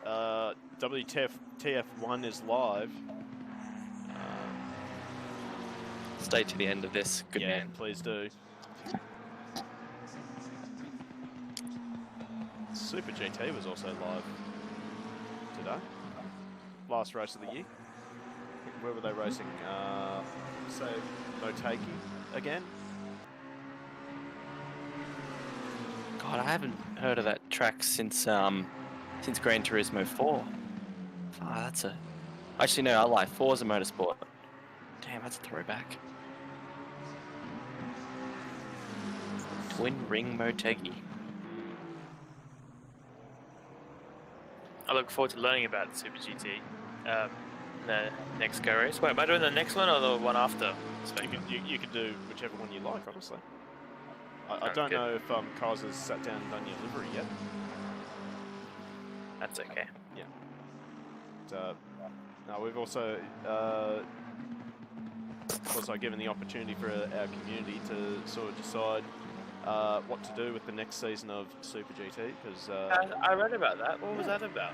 well, The options again? Well, the option is that we move to a 2018 mod and also include DTM cars, because the 2018 GT 500s and DTM were basically the same rules. Okay, yeah. So technically, it should work okay. Be interesting. Japan versus Germany there. Well, it happened in real life. Super GT and DTM did a crossover race. Yeah, right. Yeah, it was entertaining. Not as entertaining as the proper Super GT races though. They're off tap. They're mental. I love it. I just saw there Houlihan starting to show a bit of impatience now. He's flashing the headlights at Bakita. Yeah, I saw that too. But they're also now starting to, if I can just have a quick look at Bakita's lap time, 202 flat. Another second out of McLaren's gap. Oh, Dove's in the pits. Brandon Dove is in the pit lane. Did he fall for O'Hara's fake out? Someone went off the track there as you were flying through all the cameras. Yeah, a little bit more interested in this one. Is he driving through? He's just driving through. What is happening? I have no clue what is going on. Our aliens are behaving very weird. That's what it is. Oh, stint time. Our aliens. Stint time. Oh. They have stint times? Oh. So it was basically a 2-stop race the entire time. So, yeah, it does restrict him to 2-stop. Wow. Interesting. I did not know about the stint time. Thank you for letting us know that. I'm going to say biz. 8 is. Yeah, biz. Yeah, is. Biz. There you go.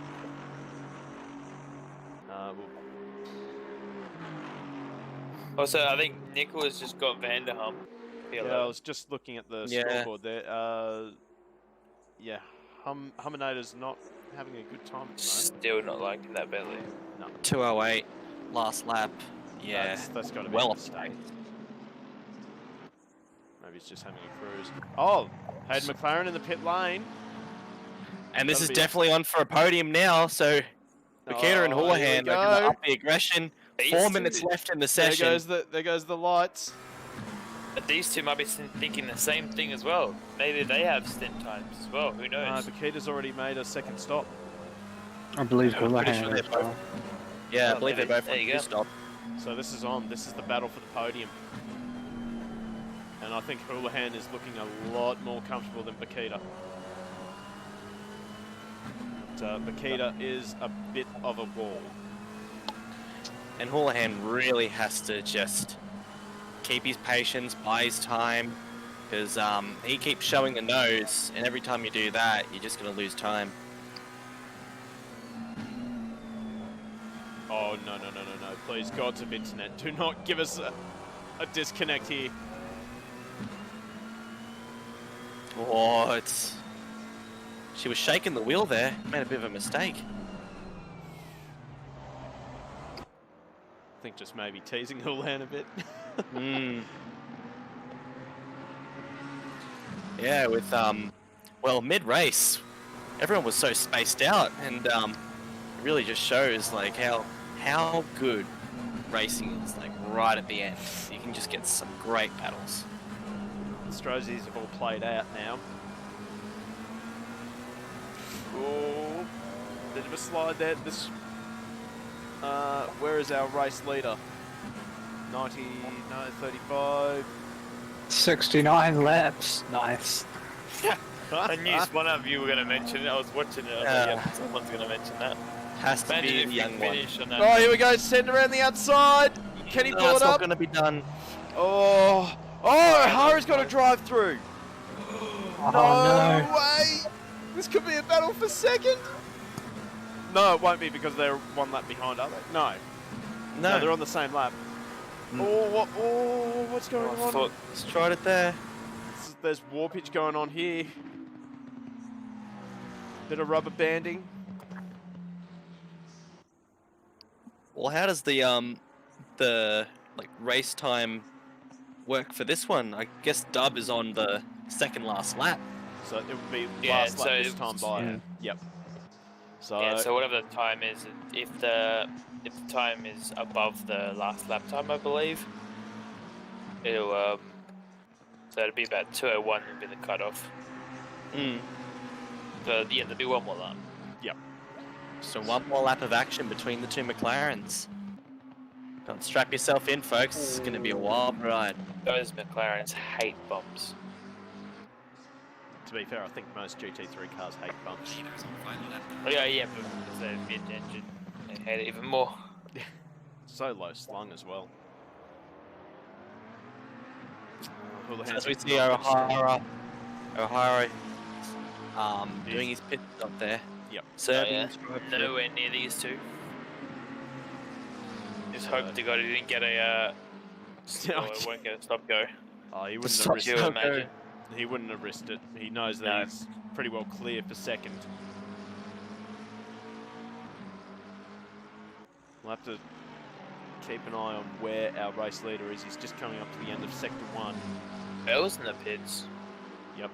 That'll be probably the same thing. Stint Stint time, yeah. Makes absolutely no sense to me in my mind. But it's Here we Okay, go, good around the run outside here. again. Oh, Makita just sort of slowly edged Houlihan closer to the grass there.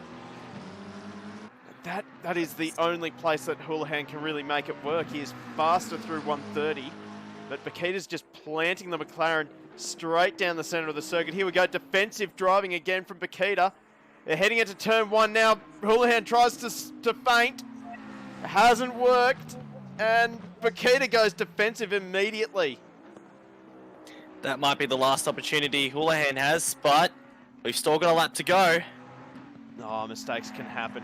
We're going to have to jump away from this battle very, very soon because our race leader, Brandon Dove, is about to cross through 130R for the last time this race. This mammoth drive from Brandon Dove, and he will take out a much-deserved win. So, in chat, I don't know, do something, but whatever, put your hands together for Brandon Dove, the winner of the Suzuka 2.4. So great drive from Brandon Dove, absolutely, well, almost flawless apart from that first lap bin at the Casio Triangle, but definitely managed to fight back. And we're going to see a little donut, maybe, no. Anyway, we have got to find that battle Here we for go. third. Andy O'Hara will take out second. He's going through the Casio Triangle now. Oh, here we go. Ascend, there's a touch! No, that's a touch! Oh. There, that'll be a redress from Houlihan for sure. Where's the next car? McLaren, 27 seconds behind. It's not going to play a factor. As I said, Houlihan was just a bit too impatient there. Really should have bided his time. But time is running out. We're heading up to the final place that Houlihan seems to be the strongest. We're going to jump on board with him. Surely ascend. It's got to be Nice. Ascend. Oh, he's got a great run through the centre of 130. Here we go, Ascend! Oh, He's gonna try. No, he's not gonna Prost make Senna. It's Prost and Senna all over again. It is. It really is. And Bakita's actually going to take out the final step of the podium. Oh, brilliant racing between those two. That was so good. Amazing drama. Oh, well done. So, Bakita and Houlihan, 3rd and 4th. And they're both going to set... Oh, my God. I'm man. feeling Houlihan won't be happy because I feel he feels he should have deserved the podium there, but really, they're good friends outside of the sim racing, so, you know. Oh, that yeah. was all the joke. So, Hayden McLaren will come home in 5th position. Matt Cotter, if I can find him, he'll come back in a disappointing 10th position. And then Tim Hembry, a top 10 after starting way down the back of the field. So he should be very proud of that result. Whew. All right, let's return to the garage and we'll bring up the timetables. Hurley actually watching the stream while racing. That's probably why you didn't get... Good race. I was about the tap. Yeah. Yeah, good sportsmanship from Ryan there. Let's have a look at the results there. So, Brandon Dove, your winner of the Suzuka 2.4 hour race. Andy O'Hara, a late drive-through penalty, really ended his, really put an end to his final charge. Then Philippa Bakita managed to hold off Ryan Houlihan after some very aggressive driving. Decent sends, I have to say. They were brilliant sends. You have to try it. You have to try it. Hayden McLaren in 5th position. Connor Bell salvaging 6th after getting a little bit of hip and shoulder at turn number 1. Anthony Cesana in 7th. Jeremy Walter manages to get 8th. Great drive after, if I can just bring up qualifying quickly, he started down in 13th. So a great drive from him. Matt Cotter, disappointing. He's going to be so disappointed with 9th after starting in 4th and battling for the lead at one stage of the race.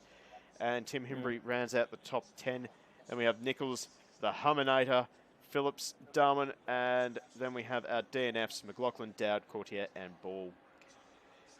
Jeez, what a race. Whew. I have to say, I came in at a really good time. That was that was awesome. Great last few laps.